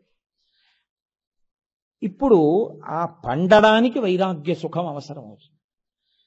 కాబట్టి ఈ సుఖమునివ్వగలిగిన వాడు, మోక్షానందమునివ్వగలిగిన వాడు కూడా ఆయనే, వినా వేరొకరు లేరు. కాబట్టి ఇప్పుడు మీకు ఎక్కడి నుంచి ఎక్కడి వరకు సుఖములను ఇవ్వగలిగిన వాడై ఉన్నాడు శంభుదేవుడంటే, మీకు బాహ్యంలో బ్రహ్మాండంలో సుఖాల్ని, పిండాండంలో అనుభవించడానికి జ్ఞానేంద్రియాల్ని, బ్రహ్మాండ సుఖాల్ని పిండాండంతో అనుభవిస్తూ ఈ సుఖము సుఖమా అన్న ప్రశ్న వేసుకునేటటువంటి అవకాశాన్ని, దాని వలన వైరాగ్యాన్ని, వైరాగ్యం వలన సంగము లేని జీవితాన్ని, సంగము లేని జీవితం వలన మోక్షాన్ని పొందగలిగినటువంటి భక్తితో కూడిన కర్మాచరణము వలన జ్ఞానమును పొంది, జ్ఞానము వలన మోక్షమును పొందగలిగినటువంటి అద్భుతమైన స్థితిని కల్పించగలిగినటువంటి కంటికి కనపడని అవ్యక్తమైన ఒక పరమాత్మ యొక్క స్వరూపమునకే శంభుదేవుడని పేరు. ఇప్పుడు నాకు శంభుదేవుడు అక్కర్లేదు, నేను శంభో అననని ఎవరంటారు? అందుకే మన వాళ్ళు చూడండి ఎప్పుడు ఏమంటారంటే హరహర మహాదేవ శంభో శంకర అంటారు. హరహర పాపము అన్న మాటకు అర్థం ఏమిటంటే ఈశ్వర ప్రస్థానమునందు అడ్డు వచ్చున్నది, దానికి పాపమని పేరు.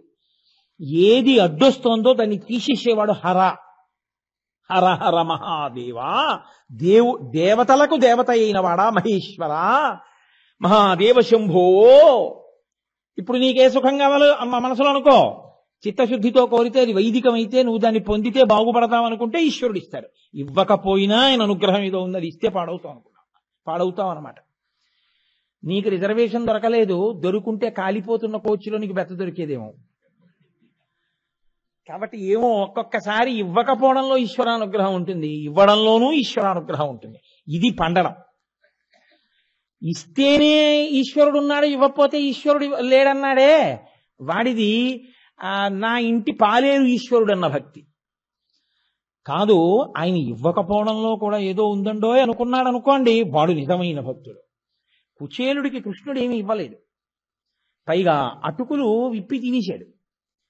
ఆయన వెళ్ళిపోతున్నాడు, వెళ్ళిపోతూ అనుకున్నాడు, ఇన్నున్నవాడు నాకేమి ఇవ్వలేదేమిటి, నా దరిద్రం గురించి అడగలేదు అనుకున్నాడు. అనుకుని వెంటనే అనుకున్నాడు, అవునులే ఇప్పుడు ఈ దరిద్రుడు సంపద కల్గనేని మదాంధుడై నన్ను మరచునని, వీడికి గాని ఐశ్వర్యం ఇస్తే ఈ ఐశ్వర్యంలో పడిపోయి నన్ను మర్చిపోతాడు, నేను గుర్తుండడం కన్నా ఐశ్వర్యమే ఉంటుందని తాను నాకు గుర్తుండడానికి ఐశ్వర్యం ఇవ్వకుండా నన్ను రక్షించాడు కృష్ణ భగవానుడని గెంతుకుంటూ వెళ్ళిపోయాడు. అది పండిన భక్తి. లోకుల్నంగని మెచ్చని ఎలుగని లోలోన నిందింపని చీకాకున్బడని మహాత్ముడనని జేలొగ్గని మూకీభావమునం తిట్టని త్రోయని నీ కారుణ్యము కలిగి ఉండినను అంతే చాలునో శంకర. ఏది ఎలా రాని, ఇవాళ చాలా బాగుందన్నవాడు రేపు నీకేమొచ్చాన్ని, ఓ చాలా సంతోషం సన్మానమే అనుకుని వెళ్ళిపోగలిగిన స్థితిని ఈశ్వరా నాకు కల్పించు. అటు ఇటు కదిలిపోయే మనసుంటే ఉపయోగం ఏముందండి? దుఃఖము మీలోనే ఉంది, సుఖం మీలోనే ఉంది. కాబట్టి ఇంకా శంభుదేవుడు మనని అనుగ్రహించుగాక. కాబట్టి శివో మహేశ్వర శంభు పినాకీ. పినాకీ ఇది చాలా గొప్ప నామం, ఏది కాదు కనుక. పినాకీ అంటే పినాకపాణి అని ఆయనకి పేరు, చాలా గొప్ప పేరు అది. కానీ మన ప్రారంభ కర్మ ఏమిటంటే అసలు ఆ పేరే ఎవరు పెట్టుకోరు. మా గురువు గారు వాళ్ళ అబ్బాయికి పెట్టుకున్నారు. పినాకపాణి అంటే పినాకము చేతి యందు ఉన్నవాడు. పినాకము అంటే పరమశివుని యొక్క చేతిలో పట్టుకునేటటువంటి ధనస్సు. మనకి పరమేశ్వరుడు యొక్క మూర్తులలో ఎప్పుడూ చేతిలో ధనస్సు ఉండి మనకి పరిచయం బాగా ఉన్నటువంటి స్వామి రామచంద్ర ప్రభు. ఎప్పుడు ఆయన అసలు కోదండంతోనే ఉంటారు. ఆయన కోదండం లేకుండా ఉండేటటువంటి మూర్తి చాలా చాలా అరుదు. లేవని నేను అంటలేదు, ఉన్నాయి. కానీ ఆయన ఎప్పుడూ కోదండం పట్టుకునే ఉంటారు. అటువంటి రామచంద్రమూర్తి కోదండం పట్టుకోవడం మనకి తెలుసు, కానీ పరమశివుడు ధనస్సు పట్టుకుని ఉండడం మనం చూడలేదు. కానీ దానికి పినాకము అని పేరు వచ్చింది. ఎందుకు వచ్చిందో తెలుసా అండి? అనేక కారణములు ఉన్నాయి, కానీ నేను కొన్ని కారణములను మీకు ప్రస్తావన చేస్తాను. ప్రధానమైనవే. పాతి జగదిది పినాకం. లోకమును జగత్తునంతటినీ కూడా రక్షిస్తుంది కాబట్టి దానికి పినాకము అని పేరు. రెండవ కారణం, త్రిపుర దాహ కాలే శరైర్ శరజ్వాలాజాలై నాకం పిహితవాన్ పినాక. త్రిపురాసుర సంహారం చేసినప్పుడు పరమేశ్వరుడు ఆ ధనస్సుని ఎత్తిలా పట్టుకున్నాడు. ఆ ధనస్సుని ఎత్తి పెట్టుకుని ఆయన వింటినారిని ఆకర్ణాంతము సారించాడు ఇలాగా. దానిలోంచి వచ్చినటువంటి వెలుతురు స్వర్గలోకాన్ని కూడా కప్పేసింది. ఇక ఎవ్వరికీ ఏమీ కనపడలేదు. ఏ ధనస్సు నుంచి వచ్చినటువంటి కాంతి స్వర్గలోకమును కూడా కప్పిందో అటువంటి కాంతి కలిగిన ధనస్సు కాబట్టి దానికి పినాకమని పేరు. భయపెట్టడం, భయం పోగొట్టడం చంటితనం నుంచి తల్లిదండ్రులు చేస్తారు. నువ్వు అన్నం తినకపోతే బూచి వచ్చేస్తుందంట. ఇది ఎక్కడి నుంచి ఎక్కడి వరకు ఉందో తెలుసా అండి? అంతటిది కృష్ణుణ్ణి భయపెట్టింది. భిక్షులు ఒత్తురు ఏడ్చిన భిక్షాపాత్రమున వేయిచి బెగడించి నిను శిక్షింతురని చెప్పిన భిక్షులగని తల్లి కనియు భీతిల్లు నృపా అన్నారు పోతన గారు భాగవతంలో. ఉరే అన్నం పెడితే, వెన్న ముద్ద పెడితే, పాలు పెడితే తాగట్లేదు, అమ్మ నేను తాగనంటున్నావు కదా, తాక్క అలాగే కూర్చో. కాసేపు ఆగమ్మా మాధవ కవలం తల్లి అని వస్తారు ముష్టి వాళ్ళు. వాళ్ళ డబ్బీలో పడేస్తాను నేను. వాళ్ళు ఏం చేస్తారో తెలుసా? పెద్ద డబ్బీ పట్టుకొస్తారు. వాళ్ళు నిన్ను మూత పెట్టి ఊరు బయట చెట్టు దగ్గరికి తీసుకెళ్లి మూత తీస్తారు. అప్పుడు బయటికి వస్తావు, చీకటి, పెద్ద చెట్టు, అమ్మ నాన్న కనపడరు, ఆకలేస్తుంటుంది. వాళ్ళు నీకు పెట్టరా, అబ్బాయి అలా కూర్చో అని వాళ్ళు తింటుంటారు. అప్పుడు అమ్మ పాలు పోస్తే అమ్మ తాగలేదు, అమ్మ వెన్న పెడితే తినలేదు అని అప్పుడు ఎడుద్దు గనివే అంది. అంటే నిజంగానే ఎవరో వచ్చి అమ్మ మాధవ కబలం తల్లి అన్నాడు. అనేటప్పటికీ గబగబా వెళ్ళిపోయి అమ్మ రెండు కాళ్ళు పట్టేసుకుని, అమ్మ రెండు తలల మధ్యలోనూ తల పెట్టేసుకుని, అమ్మ నన్ను బిచ్చగాళ్ళ పాత్రలో వేసేకమ్మా అని ఎంతో భయపడిపోయినట్టుగా భయపడిపోతే కుంతీదేవి అంది, నీ భయం చూసి భయానికి భయం వేసింది కృష్ణ. అంత భయాన్ని నటించాడు మహానుభావుడు. కాబట్టి ఈశ్వరుడికే తప్పలేదు భయపెట్టడం అన్నది తల్లి. లోకంలో అమ్మ భయపెడుతుంది, నాన్నగారు భయపెడతారు. ఎందుకు భయపెడతారో తెలుసా అండి? మీరు భయపడిపోవాలి, మీకు తాగీజు కట్టించాలని కాదు, అలా భయపెట్టి మిమ్మల్ని బాగు చేయాలని. డాక్టర్ గారు ఇంజక్షన్ చేస్తారంటే సరదా ఏమిటి? మీకు అలా పొడి చేస్తే మీకు అనారోగ్యం కలగకుండా చేస్తారు, కలిగింది పోవడానికి చేస్తారు కదూ. అది దయయందు అంతర్భాగం. ఇంత ఉపోద్ఘాతం నేను ఎందుకు చెప్తున్నానంటే మీరు ఘోర రూపుడు అనగానే భయపడిపోతారేమో అని. ఈశ్వరుడు కూడా ఘోర రూపంతో ఉంటాడు. ఎందుకుంటాడో తెలుసా అండి? అందుకే అమ్మాయి పెళ్ళి అవ్వట్లేదండి, రుద్రాభిషేకం చేసుకోండి. అబ్బాయికి ఉద్యోగం రావట్లేదండి, రుద్రాభిషేకం చేసుకోండి. ఏమిటో ఒంట్లో బాగుండట్లేదండి, అందరం అస్తమానం డాక్టర్ గారి దగ్గరికి వెడుతున్నాం, రుద్రాభిషేకం చేసుకోండి. ఏమిటోనండి మా అబ్బాయికి పాపం అలా చదువుతూ ఉంటాడు, కానీ పైనుంచి కింద వరకు చదివేస్తాడు, కానీ ఒక్కటి జ్ఞాపకం ఉండదు. అక్బర్ హుమాయూన్ కుమారుడు. అక్బర్ పుట్టగానే హుమాయూన్కి చాలా కష్టములు వచ్చాను. అక్బర్ ఎవరి కుమారుడు రా అని అడిగారు అనుకోండి, నేను చదివానా అంటాడు. అంటే వాడికి చదవడం ధర్మం, కళ్ళు తిరిగేస్తుంటే నోరు చదువుతుంటుంది, వాడి మనసు ఎక్కడ ఉంటుంది? అమ్మ తయారు చేసిన నువ్వులు గుండా పెట్టబోయే దద్దన్నం ఆలోచిస్తున్నాడేమో బహుశా. కాబట్టి ఇప్పుడు ఏం చేయాలి? రుద్రాభిషేకమే. అదేమిటి? అన్నిటికీ అదే. పిడిక్కి బియ్యానికి ఒకటే మంత్రం అంటారు. అన్నిటికీ రుద్రాభిషేకమే. ఎందుకో తెలుసా అండి? మీరు ఒక్కటే బాగా జ్ఞాపకం పెట్టుకోండి. ఇందులో పాతి జగదిది పినాకం అని దానికి పేరు. ఈశ్వరుడు సమస్త సుఖస్థానములను ఇస్తాడు. అన్ని సుఖములు ఎవరి కోసం? మన కోసమే సృష్టిస్తాడు. ఆయన ఏది చేసినా మనం పాడైపోవాలని చేయడు. తల్లిదండ్రులు ఏదైనా పిల్లలు పాడైపోవాలని చేసేది ఉంటుందా? మీరు ఆలోచించండి. ఉండదు. ఇది తీసుకొచ్చి వాడికి పెడతాను వాడు పాడైపోతాడని తండ్రి తీసుకొస్తాడా? ఇది వండి పెడతాను వాడు పాడైపోతాడని తల్లి పెడుతుందా? పెట్టదు. మరి తల్లిదండ్రులు ఎందుకు అన్ని తీసుకొచ్చి పిల్లలకి ఇస్తున్నారు? టీవీ తీసుకొచ్చి ఇచ్చారు, వాడు పాడైపోవాలని ఇచ్చారా? వాడేదో కాస్త వార్తలు చూస్తాడు, ఎక్కడెక్కడ ఉన్నవి చూస్తాడని వాళ్ళు అనుకున్నారు. తల్లి తండ్రి నిద్రపోయిన తర్వాత రాత్రి వీడు చదువుకుంటున్నాడు అనుకుంటే వీడు 10 నుంచి 12 వరకు సినిమాయో క్రికెటో చూసి పడుకుంటే తల్లిది తండ్రిది తప్ప అది. వాడికి ఎలా వాడుకోవాలో తెలియలేదు. ఈశ్వరుడు బాగా జ్ఞాపకం పెట్టుకోవాలి మీరు ఈ విషయాన్ని. ఈశ్వరుడు సమస్త సుఖస్థానములను ఇస్తాడు.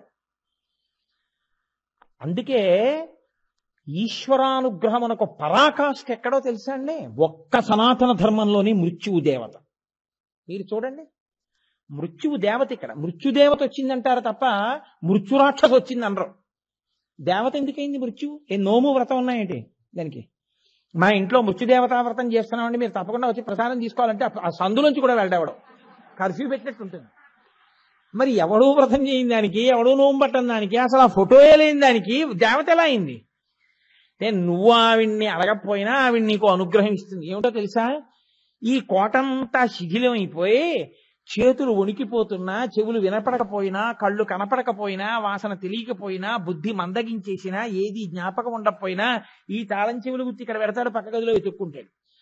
ఏది గుర్తురాదు, అన్నీ మర్చిపోతాడు. తిందామంటే పళ్ళుండవు, తినకుండా ఉండడానికి భ్రాంతి చావదు, తింటాడు జీర్ణం అవ్వదు, జీర్ణం అవ్వదు అనారోగ్యం, అనారోగ్యం వస్తుంది పెట్టినవాడు తిడతాడు, నీ సింహజాపల్యం మండిపోను, ఇన్నేళ్ళు వచ్చి తిన్నావు చూడు చస్తున్నాను నీతోటి వైద్యుడిని తీసుకొచ్చి అంటారు. ఇన్ని మాటలు పడతాడు, తినకుండా మాత్రం ఉండడు, దొంగతనంగా తింటాడు. వార్ధక్యంబున మోహమూర్ఖతలచే మాతాది రోగాలచే వ్యర్థంబై చెడు ప్రవాహములచే వాత్సల్య చిత్తంబుచే అర్ధధ్యానముచే మహాభ్రమతచే హాస్య ప్రసంగాలచే స్వార్థంబే పరమార్థమై చెడుదురి స్వార్థ ప్రజల్ శంకర. అన్ని అవలక్షణాలు వస్తాయి. పసితనంలో ఎలా ఉంటుందో మలమూత్రంబులతో మహాభయముతో మాతృస్థనాపేక్షతో చలమూర్ఖత్వముతో సదాభ్రమతతో చాంచల్య చిత్తంబుతో బరువైనట్టి కపజ్వర గ్రహ మహాబాల్యామయశ్రేణితో కలనైనంతమ చింతలేక చెడిచిన్ కామ్యార్థినై శంకర. అదే బుద్ధి వార్ధక్యంలో. అందుకే ఏదో పిల్లాన్ని చూసినట్టు చూడాలండి ఆయన అంటారు. అంతే, తప్పదిహ. ఈ స్థితి రాకముందే దంతంబుల్ పడనప్పుడే తనువుయందారూఢియున్నప్పుడే కాంతాసంగము రోయనప్పుడే జరాక్రాంతంబు కానప్పుడే వింతల్మేన చెరించునప్పుడే కురుల్ వెల్వెల్ల కానప్పుడే చింతింపన్వల మీ పదంబుజములం శ్రీకాళహస్తీశ్వర. కాబట్టి ఏమైంది? ఈశ్వరుడు సమస్త సుఖస్థానములను ఇచ్చాడు. వాటిని నువ్వు ఇలా వాడుకో, నియమం చెప్పాడు. ఆ నియమమే వేదము, అది అనుల్లంఘనీయము. వేదము ప్రమాణము. వేదమును దాటి నువ్వు ఏది చేసినా నువ్వు చేసినది పాపమే, దానికి శిక్ష అనుభవించి తీరాలి. వేదోల్లంఘనమే పాపహేతువు. వేదము చెప్పనిది నువ్వు పూసుకున్నావా దానికి అనుభవించవలసి ఉంటుంది ఉత్తర జన్మల్లో. అందుకే శంకరాచార్యుల వారు అవతార పరిసమాప్తి చేస్తున్నారు. శిష్యులు వెళ్ళి అన్నారు, మీరు ఇచ్చినటువంటి వాంగ్మయం మహాసముద్రం, ఎప్పటికి చదువుతాం? మా బతుకులో 32 ఏళ్లలో మీరు ఇచ్చింది చదవడానికి మాకు 30 జన్మలు చాలవు. అందుకని తేలిగ్గా చెప్పండి, మేమేం చెయ్యాలన్నారు. వేదో నిత్యమధీయతాం తదుదితం కర్మస్వనుష్ఠీయతాం దుస్తర్కాస్తు విరమ్యతాం శృతిశిర పక్ష సమాశ్రీయతాం. వేదాన్ని చదువుకో, వేదమేం చెప్పిందో అదే చెయ్యి. వేదం చెప్పనిది చేస్తూ నేను చేస్తున్నది మంచిదని బుకాయించవద్దు. దుస్తర్కాస్తు విరంజతాం, అనవసరపు వాగుడు కట్టి పెట్టే, వేదం చెప్పింది చెయ్యి చాలు. కాబట్టి ఇప్పుడు వేదమే ప్రమాణము. వేదము ప్రమాణమైతే ఈశ్వరుడిచ్చిన సుఖమును మీరు ఎలా అనుభవిస్తే ఈశ్వరుడు సంతోషిస్తాడో దానికి ధర్మం అని పేరు. బాగా పట్టుకోండి. ధర్మం అంటే ఏమిటో తెలుసా అండి? ఈశ్వరుడు ఎలా మిమ్మల్ని సుఖాలు అనుభవించమని చెప్పాడో దానికే ధర్మము అని పేరు. మీరు చూడండి, ఇది ఎప్పుడూ ఉంటుంది. నాకు ఒక ఆయన ఉద్యోగం ఇచ్చాడు. నాకు ఒక ప్రభుత్వ సంస్థలో నేను ఉద్యోగం చేస్తున్నాను. నాకు ఓ కుర్చీ ఓ టేబుల్ వేసి నాకు కొన్ని ఫైల్స్ ఇచ్చి వీటిని మీరు ఇలా చెయ్యండి అని చెప్పారు. నేను నా ఇష్టం వచ్చినట్టు చేశాను అనుకోండి, వెంటనే ఏమంటారు? నేను చెప్పినట్టు చేయకుండా నీ చిత్తం వచ్చినట్టు ఎందుకు చేశావు ముందు అడుగుతారు. నేను తప్పు అయిపోయిందండి, నిజమే, నేను అలా చేయకుండా ఉండవలసింది, కాబట్టి నాది తప్పే, I admit my guilt, I request you to kindly take a lenient view and drop the memo for this time. I also assure that I will not recur such mistakes in future. And రాసిచ్చాను అనుకోండి, your explanation is not convincing. Still, a lenient view is taken and the memo is dropped. However, you are severely cautioned that such mistakes should not be repeated in future. అని రాసి నాకు తాకీదు ఇస్తారా? అనగా నేను అయ్యా ఏదో బుద్ధి పొరపాట ఇటువంటి తప్పు చేశాను, ఇంకెప్పుడు నా ఇష్టం వచ్చినట్టు చేయను, మీరు చెప్పినట్టు చేస్తాను. నువ్వు చెప్పినది సబబుగా లేదు, కానీ ఇత పూర్వం నువ్వు సరిగ్గా పనిచేసినటువంటి విషయాల్ని దృష్టిలో పెట్టుకుని ఈసారికి నీ తప్పు మన్నించి నిన్ను క్షమిస్తున్నావు, కానీ ఇక ముందెప్పుడు నువ్వు ఇటువంటి తప్పుని పునరావృత్తము చెయ్యకుందువుగాక అని రాసి కాగితం ఇస్తున్నారా లేదా? మీరు మీ అబ్బాయికి పుస్తకాలు ఇచ్చారు, వాడు కాగితాలు చింపుతున్నాడు. నీకు పుస్తకాలు ఇచ్చింది చదువుకోవడానికా కాగితాలు చింపడానికా అని మీరు అడుగుతున్నారా అడగట్లేదా? ఏమి మీరు ఒక పని చేసేటప్పుడు మీకు ఒక సుఖస్థానాన్ని ఇచ్చినప్పుడు మీరు దీన్ని ఇలా వాడుకోని ప్రతి చిన్న విషయాన్ని చెప్తున్నారే, ఈశ్వరుడు మీకిన్ని సుఖస్థానములనిచ్చి ఇలా వాడుకోని చెప్పినప్పుడు మీరు అలా వాడకుండా మీ చిత్తం వచ్చినట్టు వాడితే ఆయన ఎందుకు కోపం వచ్చి ధనస్సు పట్టుకోడు? ఎందుకు ఘోర రూపుడు కాడు? కాబట్టి ఇప్పుడు ఆయన ఘోర రూపుడుగా ఉన్నాడా? ఘోర రూపుడు అయ్యేటట్టు మనం చేశామా? ఇప్పుడు నాన్నగారు చల్లబడాలంటే ఏం చేయాలి? నాన్నగారండి నాది బుద్ధి పొరపాటు అయిపోయింది నాన్నగారండి, నేను ఇంకెప్పుడు ఇలాంటి తప్పు పనులు చేయను నాన్నగారండి, నేను ఏ పేజీలు చింపేశానో అవి రేపు సాయంకాలానికి వెళ్ళా మా స్నేహితుడిని అడిగి రాసి అంటించి మీకు చూపిస్తాను, ఇంకా ఏ పుస్తకం చింపను నాన్నగారండి అన్నారు అనుకోండి. ఇప్పుడు నాన్నగారు ఏం చేస్తాడు? రుద్రుడు శివుడు అవుతాడు, మళ్ళీ ప్రశాంతత పొందుతాడు. పొంది సరే రేపు నాకు చూపించు. ఇంకో 2 పేజీలు చింపేశారనుకోండి, చూపించకపోగా ఇప్పుడు ఏం చేస్తాడు? బెల్ట్ తీస్తాడు. ఇంకో 2 పేజీలు చింపేశారనుకోండి, హాస్టల్లో పెట్టేస్తాడు.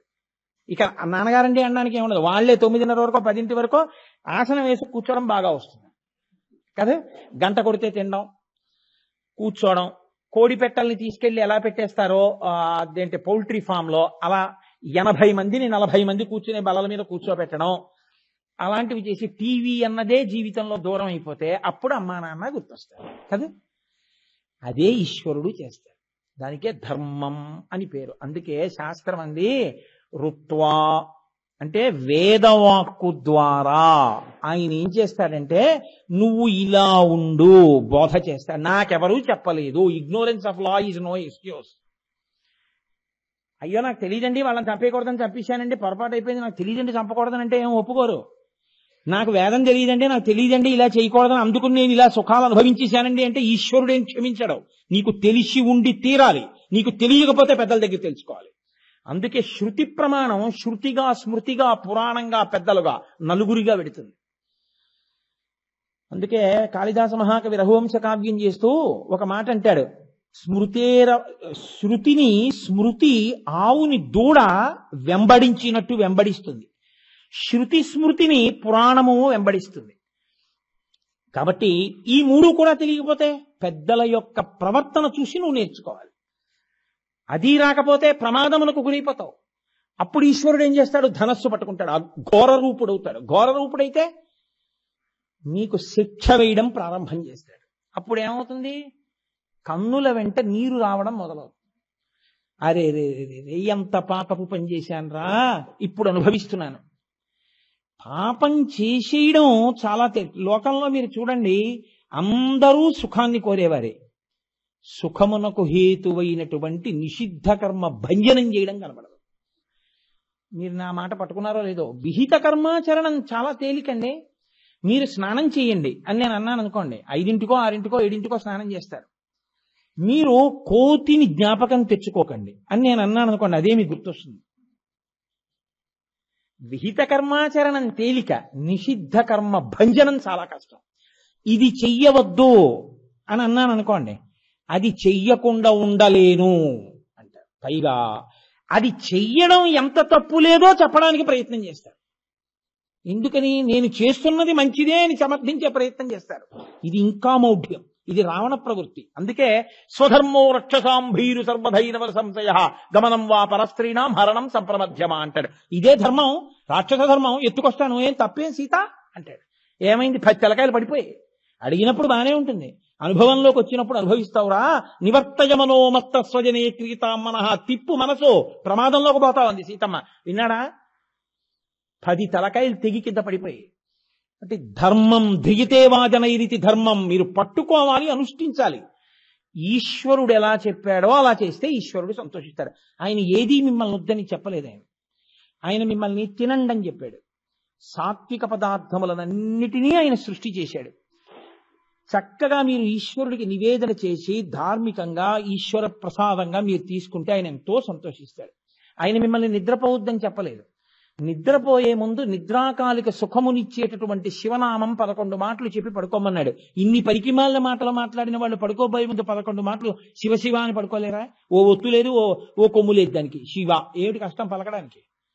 11 మాటలు శివ శివ శివ శివ అని పడుకోలేరా? లేచేటప్పుడు హరిహరి అంటూ లేవలేరా? ఈశ్వరుడు ఏం చెప్పాడో అది చేస్తే ఈశ్వరుడు ప్రీతి చెందుతాడు. ఈశ్వరుడు ప్రీతి చెందితే నాన్నగారు చెప్పినట్టు నడిచాడు పిల్లాడు. నాన్నగారు సినిమాకి తీసుకెళ్తాడు. ఊళ్ళోకి సర్కస్ వచ్చింది, పిల్లాడికి తెలియదు. నాన్నగారు టికెట్లు పట్టుకొచ్చి రే రారా సర్కస్కి వెళ్దాం, మీ మాస్టర్కి నేను చెప్పాను ఇవాళకి ప్రైవేట్కి రాడని చెప్పాను, నేను బెంగలేదులే రా నాతో అని చెప్పి సర్కస్కి తీసుకెళ్తాడు. మీరు ధర్మంలో నిలబడితే ఈశ్వరుడు మీకు అన్ని ఇస్తాడు. మీరు చూడండి, అందుకే రాముడు రామాయణంలో ధర్మంలో నిలబడ్డాడు. పశువులు ఆయనకి సహకరించాయి. సీతమ్మ తల్లిని అపహరించినప్పుడు పర్వతాలు చెప్పడానికి భయపడ్డాయి, నదులు చెప్పడానికి భయపడ్డాయి. లేళ్లు జింకలు ఏడుస్తూ సీతమ్మ తల్లిని ఎటు అపహరించాడో అటు పరిగెత్తుకెడుతూ చూపించాయి రాముడికి. చెట్లు సహకరించాయి, జటాయువు పక్షి సహకరించింది, రాక్షసుడు విభీషణుడు సహకరించాడు, వానరుడు సుగ్రీవుడు సహకరించాడు, మనుష్యులు సహకరించారు.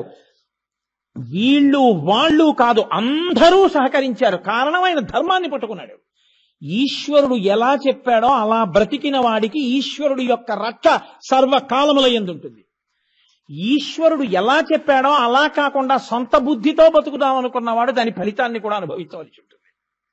అది ఇచ్చేటప్పుడు మండుతాడు, జ్వలంతం ఆగ్రహిస్తాడు. ఆగ్రహించి ధనస్సు పట్టుకు నిలబడతాడు. ఏమిరా, నేను నీకెందుకు ఇచ్చాను, నువ్వేం చేస్తున్నావు? ఊరుకుని ఊరుకుని ఊరుకుని ఊరుకుని ఊరుకుని అయినా వినకపోతే ఆయన ధనస్సు పట్టుకు నిలబడ్డ తర్వాత ఏడవడం ఎలా ఉంటుందో తెలుసా అండి? నీకు అనుభవంలో ఉండదు. ఎందుకో తెలుసా? ఊళ్ళో రోగాలన్నీ ఎవరికి తెలుస్తాయంటే డాక్టర్ గారికే తెలుస్తాయి. ఆయన దగ్గరికి వచ్చిన వాళ్ళు సినిమా గురించి చెప్పరు. ఏం చెప్తారు? ఈ బల్ల నుంచి లేచి ఇంకోళ్ళు లోపలికి వచ్చారనుకోండి, ఏదే అందరూ తలకాయ పోటు కడుపులో నిప్పి జ్వరమే చెప్తారు. ఎవడో ఏమీ చెప్పడంటే ఉన్నది ఆయన దగ్గరికి వచ్చేది ఎందుకు, అవే చెప్తారు. నాలబోటిగాడికి ఫోన్లు చేసేవాళ్ళు, మా ఇంటికి వచ్చేవాళ్ళు ఏం చెప్తారో తెలుసా అండి? అయ్యా మిమ్మల్ని ఒక్కసారి ఒంటరిగా కలుసుకుందాం అనుకున్నాం అన్నాడంటే బాంబు పడిపోయింది లెక్కే. ఎందుకు చెప్తాడో తెలుసా? అది ఇంట్లో ఏదో భయంకరమైనటువంటి ఎవరికీ చెప్పుకోలేని బాధ వచ్చింది. ఎందుకు వచ్చింది? ఇప్పుడు అంటాడు, ఏం చేయమంటారండి అంటాడు. ఈ బుద్ధి నీకు ముందుండి అసలు చెయ్యకూడదు చేయకుండా ఉంటే ఈ ఏడుపు ఎందుకు వచ్చి ఉండేది నీకు? ఇది నమస్తే రుద్రమన్యవ ఉతోత ఇషవే నమః. ఈశ్వర మా మీద కోపడకండి. నమస్తే అస్తు ధన్వనే బాహుభ్యాముతతే నమః. మీ బాహువులకి నమస్కారం, మీ చేతిలో ధనస్సుకి నమస్కారం. అవతత్య ధనస్త్వగం సహస్రాక్షసేషు దే నిశీల్యశిల్యానాం ముఖా శివో నసుమనాభవ. అందుకని అభిషేకం చేస్తూ అడుగుతాడు. అది దిక్కుమాలిన అభిషేకం ఉద్ధరణితోటే. పోనప్పుడు నీళ్ళు ఇడు. ఆయన బిందెలు నీళ్ళిచ్చి పోయిరా అంటే ఈ ఉద్ధరణ ఎక్కడ దొరికిందో దాంతో ఏదో ఆచమనం చేసి దాంతో పోస్తాడు. పోయి చెంబుతో నీళ్లు పోయిడు. ఆయన్ని చల్లబడు చల్లబడు చల్లబడు తండ్రి, వేడిగా ఉండకు వేడిగా ఉండకు వేడిగా ఉండకు అని చల్లబడు చల్లబడు పదార్థం వెంట పదార్థం పోసి శుద్ధజలం పోస్తూ సమంత్రకంగా అడుగుతారు. ఈశ్వర ఏం చేస్తారో తెలుసా? నాకు బుద్ధి వచ్చింది కదూ, ఇప్పుడు ఆ బాణాలను తీయండి. ఇలా కదూ పట్టుకున్నారు, ఇలా వింటినారికి తొడుగుతున్నారు కదా, తొడక్కండి, ఇలా దింపేయండి. ఇలా దింపేసి బాణాన్ని తుణీరంలో పెట్టేటప్పుడు ములుకు పైకి పెట్టుకుని పెట్టుకోరు. అలా పెట్టుకుంటే వాడికి తుణీరం పెట్టుకోవడం రాదు, వాడి తీసిన వాడి వెళ్ళేది అయిపోతాయి. అది ములుకులు కిందకి పెట్టి బాణం ఎక్కడ సంధిస్తారో దాన్ని పెట్టుకుంటారు. దాంతో ఇలా తీయగానే ములుకు శత్రువు వైపు పెడుతుంది. అదే అసలు భయంకర స్వరూపం. కాబట్టి ఈశ్వర ములుకు విరగ్గొట్టేయండి. ఇప్పుడు కాదు, గబుకుని ఎప్పుడు తీసినా దానికి పదునుగా ఉండకూడదు. విరగ్గొట్టేసి ఇలా కింద కొంచేయండి, లోపల పెట్టేయండి తూనీరంలో. ఇంకెప్పుడు తీకండి. దాన్ని తీసుకెళ్లి గోడకి మేకులు ఉన్నాయి చూశారు, వాటికి తగిలించేయండి. మీకు ఇక్కడ కాదు, ఉత్తర భారతదేశంలో శివాలయాలు ఉంటాయి. ఆ శివాలయాల్లో త్రిశూలాన్ని తగిలించేస్తారు తీసుకెళ్లి. ఎందుకో తెలుసా అండి? ఇదే అఘోర రూపుడిగా ఉన్నమని. తీసుకెళ్లి తగిలించేయి మేకులకి. ఇవన్నీ వేదమంత్రాలు. నేను అబద్ధాలు చెప్తానని మీరు అనుకుంటున్నారేమో. ఇప్పుడు మాకు బుద్ధి వచ్చింది. ఏం బుద్ధి వచ్చిందో తెలుసా?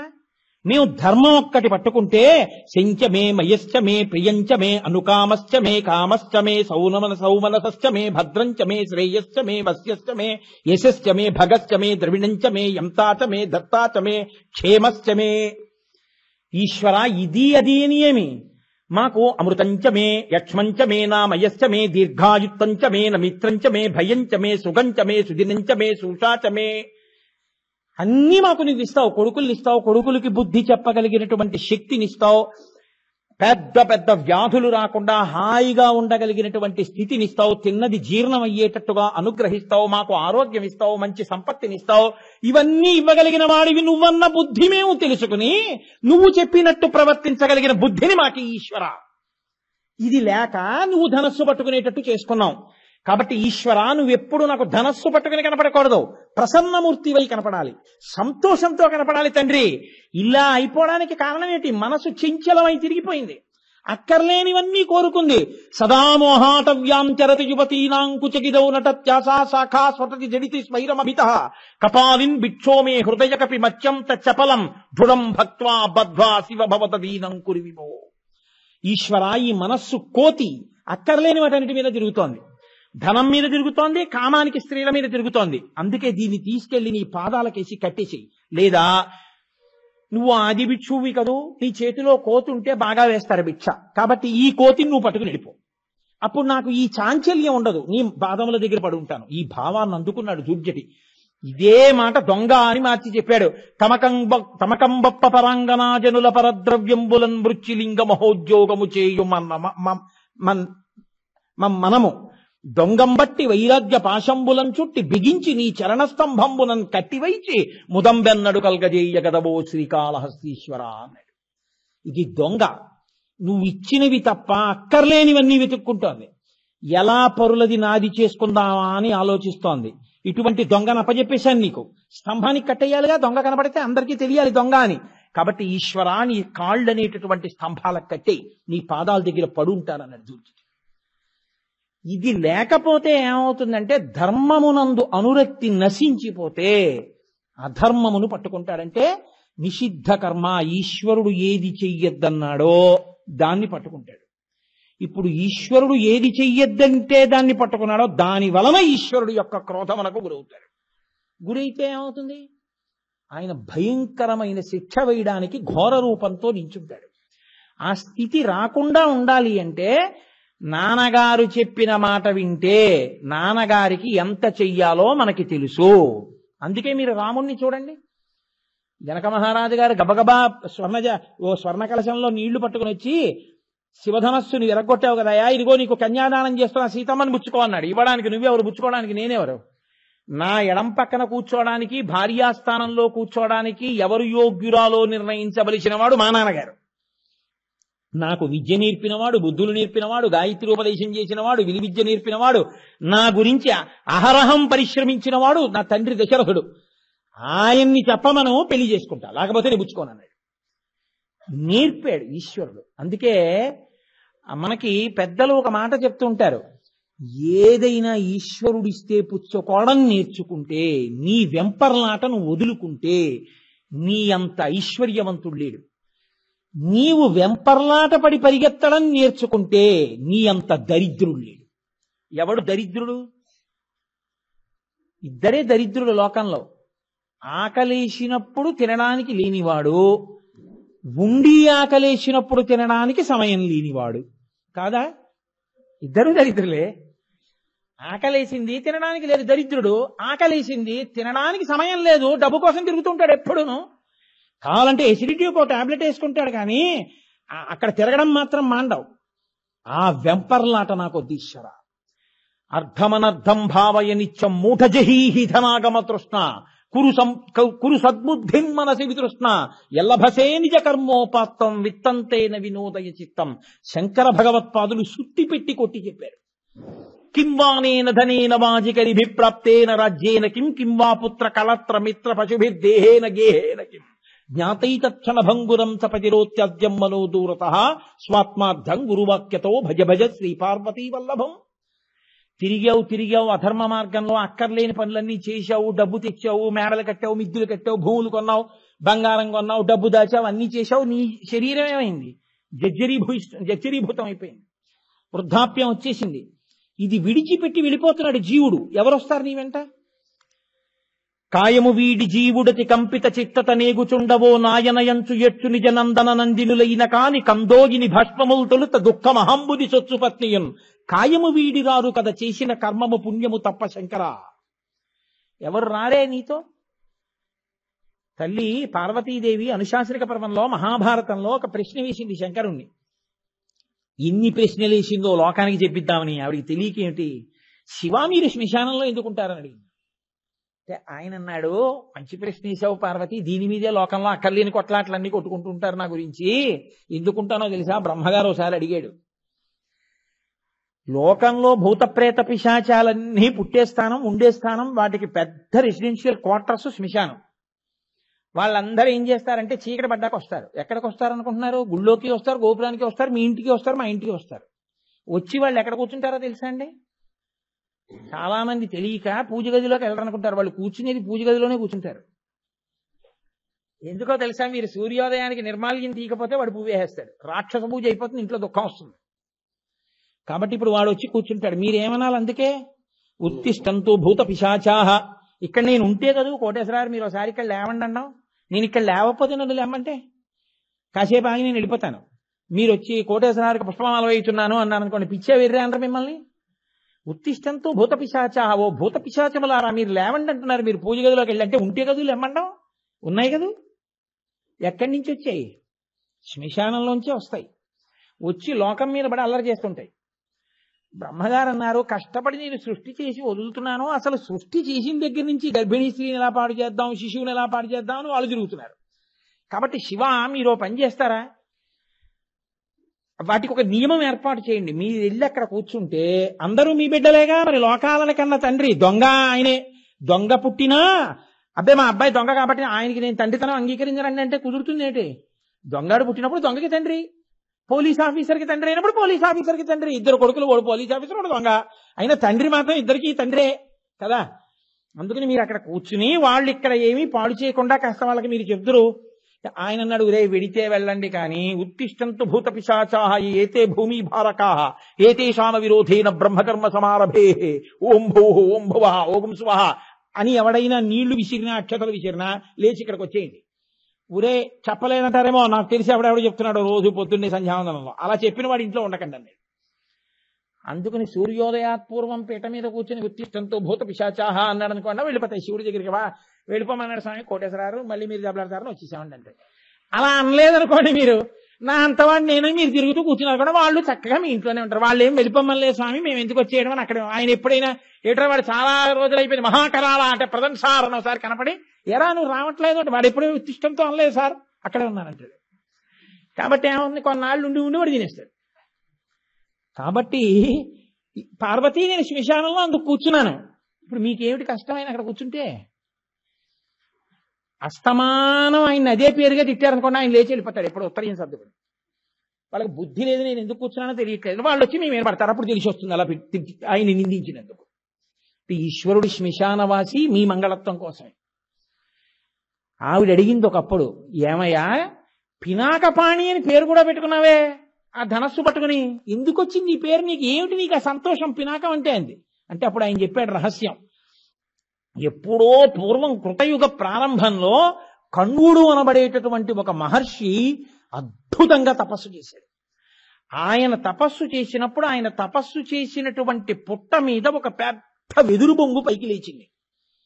బ్రహ్మగారు చూసి తపస్సు చేస్తున్న పుట్ట మీద పుట్టిన వెదురు బొంగు, ఇంత పెద్ద వెదురు బొంగు లోకంలో దొరకదు.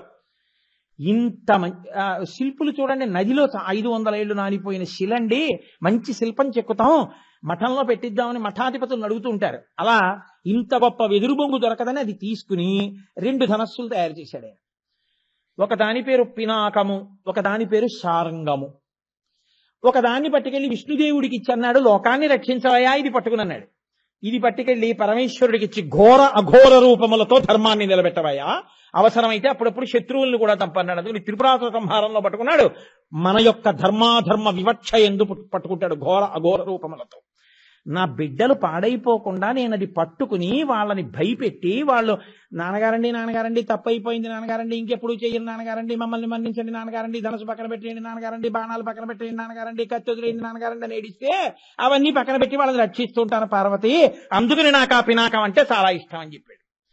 ఆ 2 చెక్కుతున్నప్పుడు ఒక పెద్ద మొన కింద పడింది.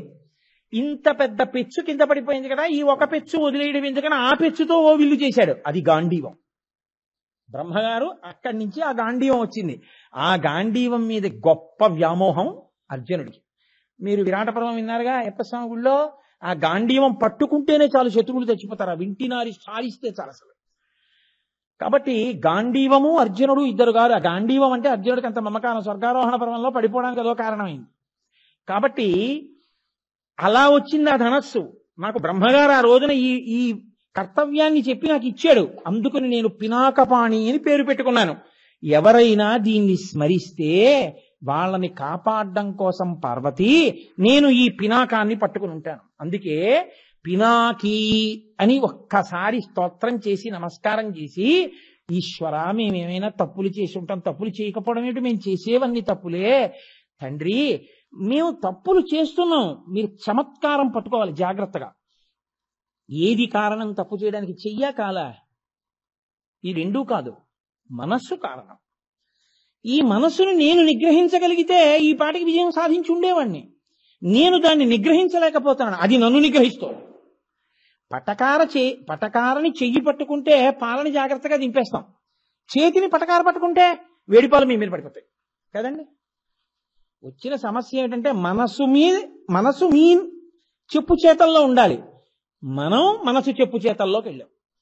ఇదే వచ్చింది ఈశ్వర. అందుకే మీరేం చేస్తారో తెలుసా, నా మనసుని మీ చెప్పు చేతల్లోకి తీసుకుని మీరు చెప్పినట్టు ప్రవర్తించేటటువంటి స్థితిని నాకు మీరు కల్పించండి. ఇది శరణాగతి అంటే. మీ బలహీనతని ఈశ్వరుడికి చెప్పడం శరణాగతి. అంతేకాని ఉట్టినే నోటితో వెళ్ళి లక్ష్మీ మహీత రూప నిజానుభావ నీలాది దివ్య మహిషీకర పల్లవానాం ఆరుణ్య సంక్రమణత కిలసాంధ్ర రాగౌ శ్రీ వెంకటేశ చరణౌ శరణం ప్రపద్యే, అది శరణాగతి కాదు. తత్వం తెలుసుకుని మీ బలహీనతని ఈశ్వరుడికి చెప్పడం శరణాగతి. ఇది రుక్మిణీదేవి చేసింది, ఇది గజేంద్రుడు చేశాడు. అటువంటి శరణాగతి చేశారనుకోండి, మీతో ఈశ్వరుడు మళ్ళీ మళ్ళీ మంచి పనులు చేయిస్తాడు. అందుకే పెద్దవాళ్ళు మంచి పని చేస్తే వెంటనే వెళ్ళమనరు. మీరు గుళ్ళోకి వెళ్ళారనుకోండి, కూర్చుని వెళ్ళండి అంటారు. ఎందుకో తెలుసా అండి, ఓసారి కూర్చుంటే అద్దంలో చూడండి ఈశ్వరుణ్ణి అంటారు. మీరు ఇక్కడ ఆయన్ని చూస్తే మీకు అనుబంధం ఏర్పడితే మళ్ళీ మీరు అక్కడికి వస్తూ ఉంటారు. ఇదే మనం వెంకటాచలం కొండ మీదకి వెడితే అడుగుతాం, అహం దూరతస్తే పదాంభోజ యుగ్మ ప్రణామిచ్చ యాగచ్చ సేవాంకరోమి సకృచ్చేవ యానిచ్చ సేవా ఫలం త్వం ప్రయచ్ఛ ప్రయచ్ఛ ప్రభో వెంకటేశ. ఈశ్వర, జన్మానికి ఓ శివరాత్రిని 5 ఏళ్ల తర్వాత ఒక్కసారి ఎక్కడి నుంచో కాకినాడ నుంచి బయలుదేరి తిరుపతి వచ్చాను. 4 సంవత్సరముల 364 రోజులు లౌకికంలోనే గడిచిపోయి ఒక్కరోజు ఇన్నాళ్ళకి తిరుపతి వచ్చా. తిరుపతి వచ్చినప్పుడు ఎంత బుద్ధిగా నీ సేవ కోసం వెంపర్లాడి ఆ క్యూలో నిలబడి నీ ప్రసాదాన్ని కళ్ళకద్దుకు తిని ఈ పూట కాఫీ పోతే పోయింది లేని వైకుంఠంలోకి వెళ్ళి నేను నీ కోసం శ్రమ పడ్డాను, అలా నేను కాకినాడ వెళ్ళిపోయాక కూడా నా బుద్ధి నీ సేవ యందు నిలబడుగాక.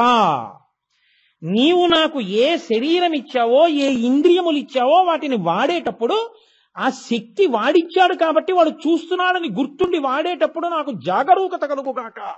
ఇది శంకరాచార్యులు వారి సౌందర్యలహరిలో చెప్తారు. జపోజల్ప శిల్పం సకలమపి ముద్రా విరచన గతి ప్రాదక్షిణ్య క్రమణమచనాద్యాహుతి విధి ప్రణామ సంవేశ సుఖమఖిలమాత్మార్పణ దుష. సపర్యాపర్యాయస్తవ భవతు ఎన్మే విలసితం. ఈశ్వర, నేను ఇలా చెయ్యి కదపాలి అంటే నీ అనుగ్రహం ఉంది కాబట్టి కదులుతోంది. ఈ చెయ్యి కదలకపోతే వేలకి వేలు పెట్టి వైద్యం చేయించుకుంటున్న వాళ్ళు ఉన్నారు. మీ అనుగ్రహం ఈ చెయ్యి కదులుతోంది. ఈశ్వర, ఈ చేతులు కదిలితే మీ అందు భావోద్వేగంతో కదిలేట్టు చెయ్యండి. ఇలా అనడానికి ఈ చెయ్యి కదలకుండా మీరే అనుగ్రహించండి. జపో జల్పశిల్పం, మాట మాట్లాడాను అంటే మూలాధార చక్రం దగ్గర నుంచి బయలుదేరినటువంటి వాయువు నోటిలోకి వచ్చి భావ పరంపరల చేత వాక్కుగా మారడానికి నా నోటిలోకి వచ్చినటువంటి వాయువుని నాలుక నర్తించి గాలిని నొక్కితే గాలి సొట్టలు పడి సొట్టలు వర్ణములై వర్ణములు పదములై పదములు వాక్యములై నాలో ఉన్న భావాన్ని బయటికి నోటి వెంట విడిచిపెడితే ఆ వాక్యములు మీకు వినపడితే ఆకాశగుణకమైనటువంటి శబ్దము మీ చెవులలోంచి లోపలికి వెడితే నాలో ఉన్న భావము మీలోకి వెడుతోంది. ఈ వాయు కదలిక అంతా, వాక్యముల నిర్మాణం అంతా ఈశ్వరా మీ అనుగ్రహం.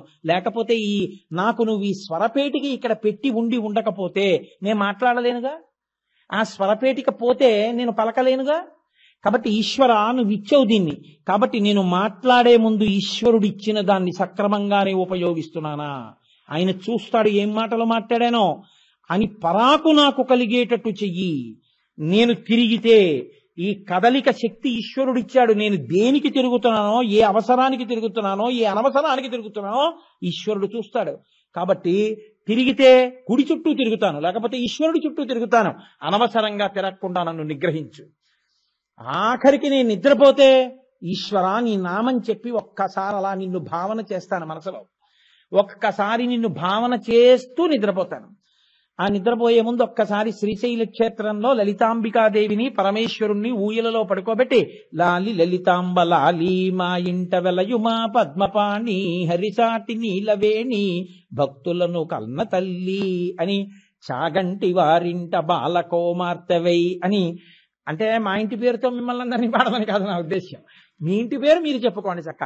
కస్తూరి వారింట బాలకోమార్తెవై బంగారు రంగులా తిరుగుచుండు అని ఓ కీర్తన పాడుకుని పడుకోండి. దానికి సంగీతం అక్కర్లేదు. లేదు మీకు సంగీతం వచ్చు, మీ భార్యకు వచ్చు, చక్కగా ఉండే కీర్తన చేయమనండి. ఆవిడ పక్కన పడుకుని పెద్ద కంఠంతో పాడక్కర్లేదు, చిన్న కంఠంతో చక్కగా ఏదో ఈశ్వర ఉభయనాంచారులతో కలిసి అలలచించెల్లమైన ఆత్మలందుండని కలవాటు చేసే నీ ఉయ్యాల అనుకుంటూ పడుకోండి.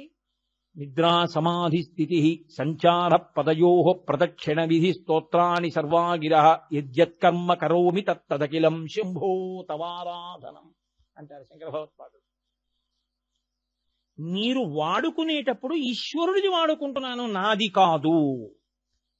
ఈ ఎరుకతో మీరు వాడారనుకోండి దీన్ని, ఈశ్వరుడు సంతోషిస్తాడు. మీకు ఇచ్చిన సాధనాన్ని మీరు చక్కగా వాడుకుంటున్నారు, ఇది నాది అని వాడడం మొదలు పెట్టారనుకోండి, ఓహో అంతటి వాడివన్నమాట. ఈ పాటి అహంకరించడానికి ఇది అక్కర్లేదు, పెద్ద పులిగా పుడితే చాలు, కాబట్టి అది ఇస్తాడు అని. తల్లకిందులుగా పడుకునేటటువంటి జన్మలు, చీకట్లో తిరిగే జన్మలైన గుడ్లగూబలు అవి అయి పుడతారు. మీరు చూడండి, అందుకే గబ్బిలాలు అవి దేవాలయాలు ఉండే చెట్ల దగ్గరే ఉంటాయి. మీరు కర్ణాటక బెంగళూరు వెడితే అక్కడ మహానంది అని చాలా పెద్ద నంది, బుల్ టెంపుల్ అంటుంటారు వాళ్ళు. పెద్ద నందీశ్వరుడు ఆయనకి దేవాలయం.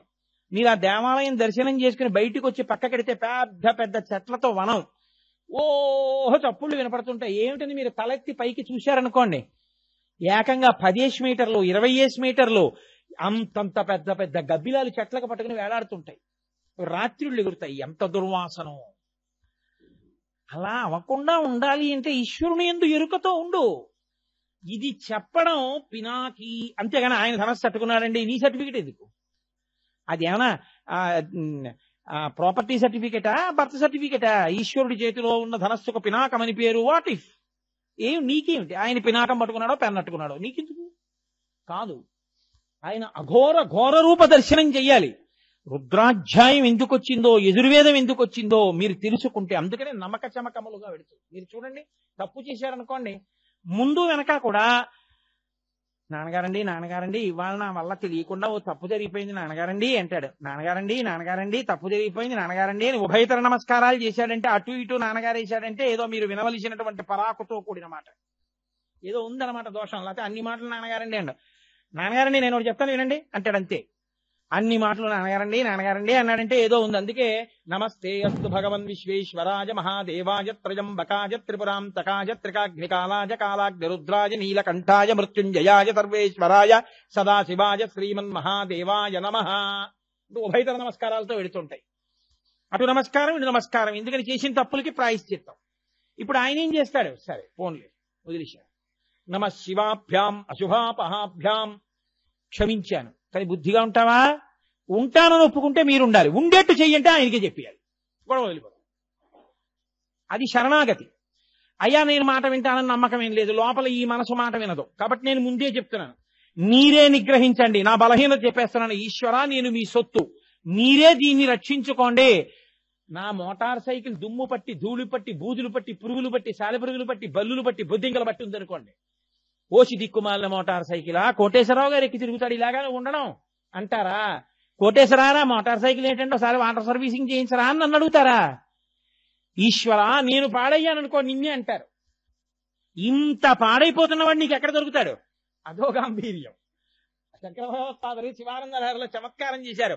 అసారే సంసారే నిజ భజన దూరే జడధియా భ్రమం తం మామంధం పరమ కృపయా పాతు ముచితం.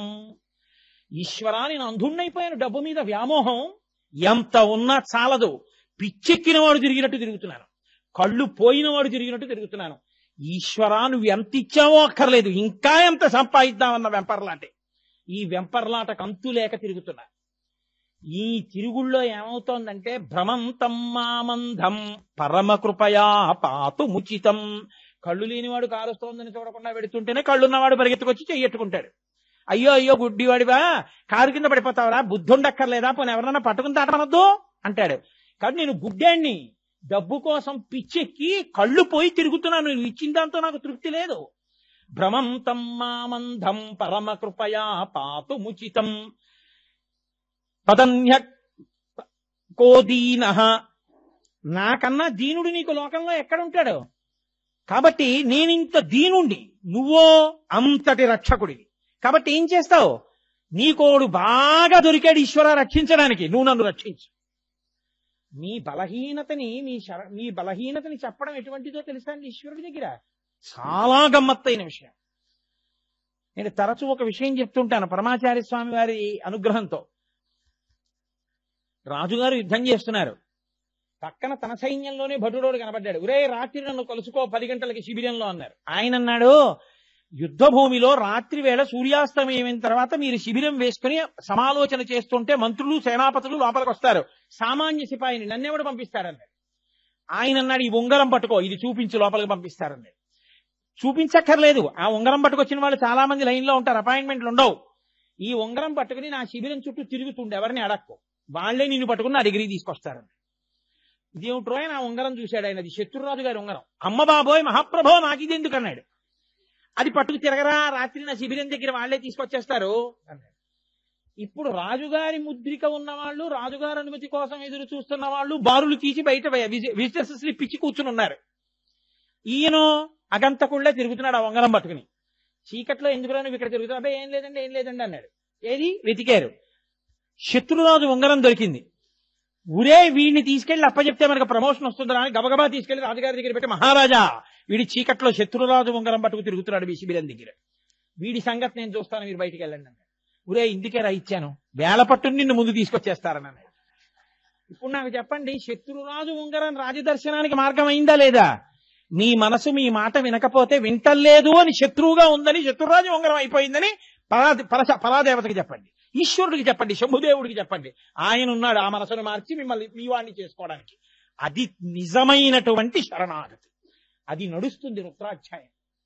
ఈశ్వరా కాబట్టి మా తప్పులు మన్నించు, నా బుద్ధి మార్చు, నువ్వు చెప్పినట్టు నేను బతికేటట్టు నన్ను అనుగ్రహించు.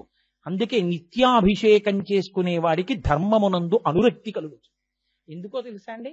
ఈశ్వరానుగ్రహ సంపన్నుడవుతాడు. కాబట్టి అబ్బో ఇంకా చాలు, పినాకీ వేళ దాటానప్పుడే అరగంట.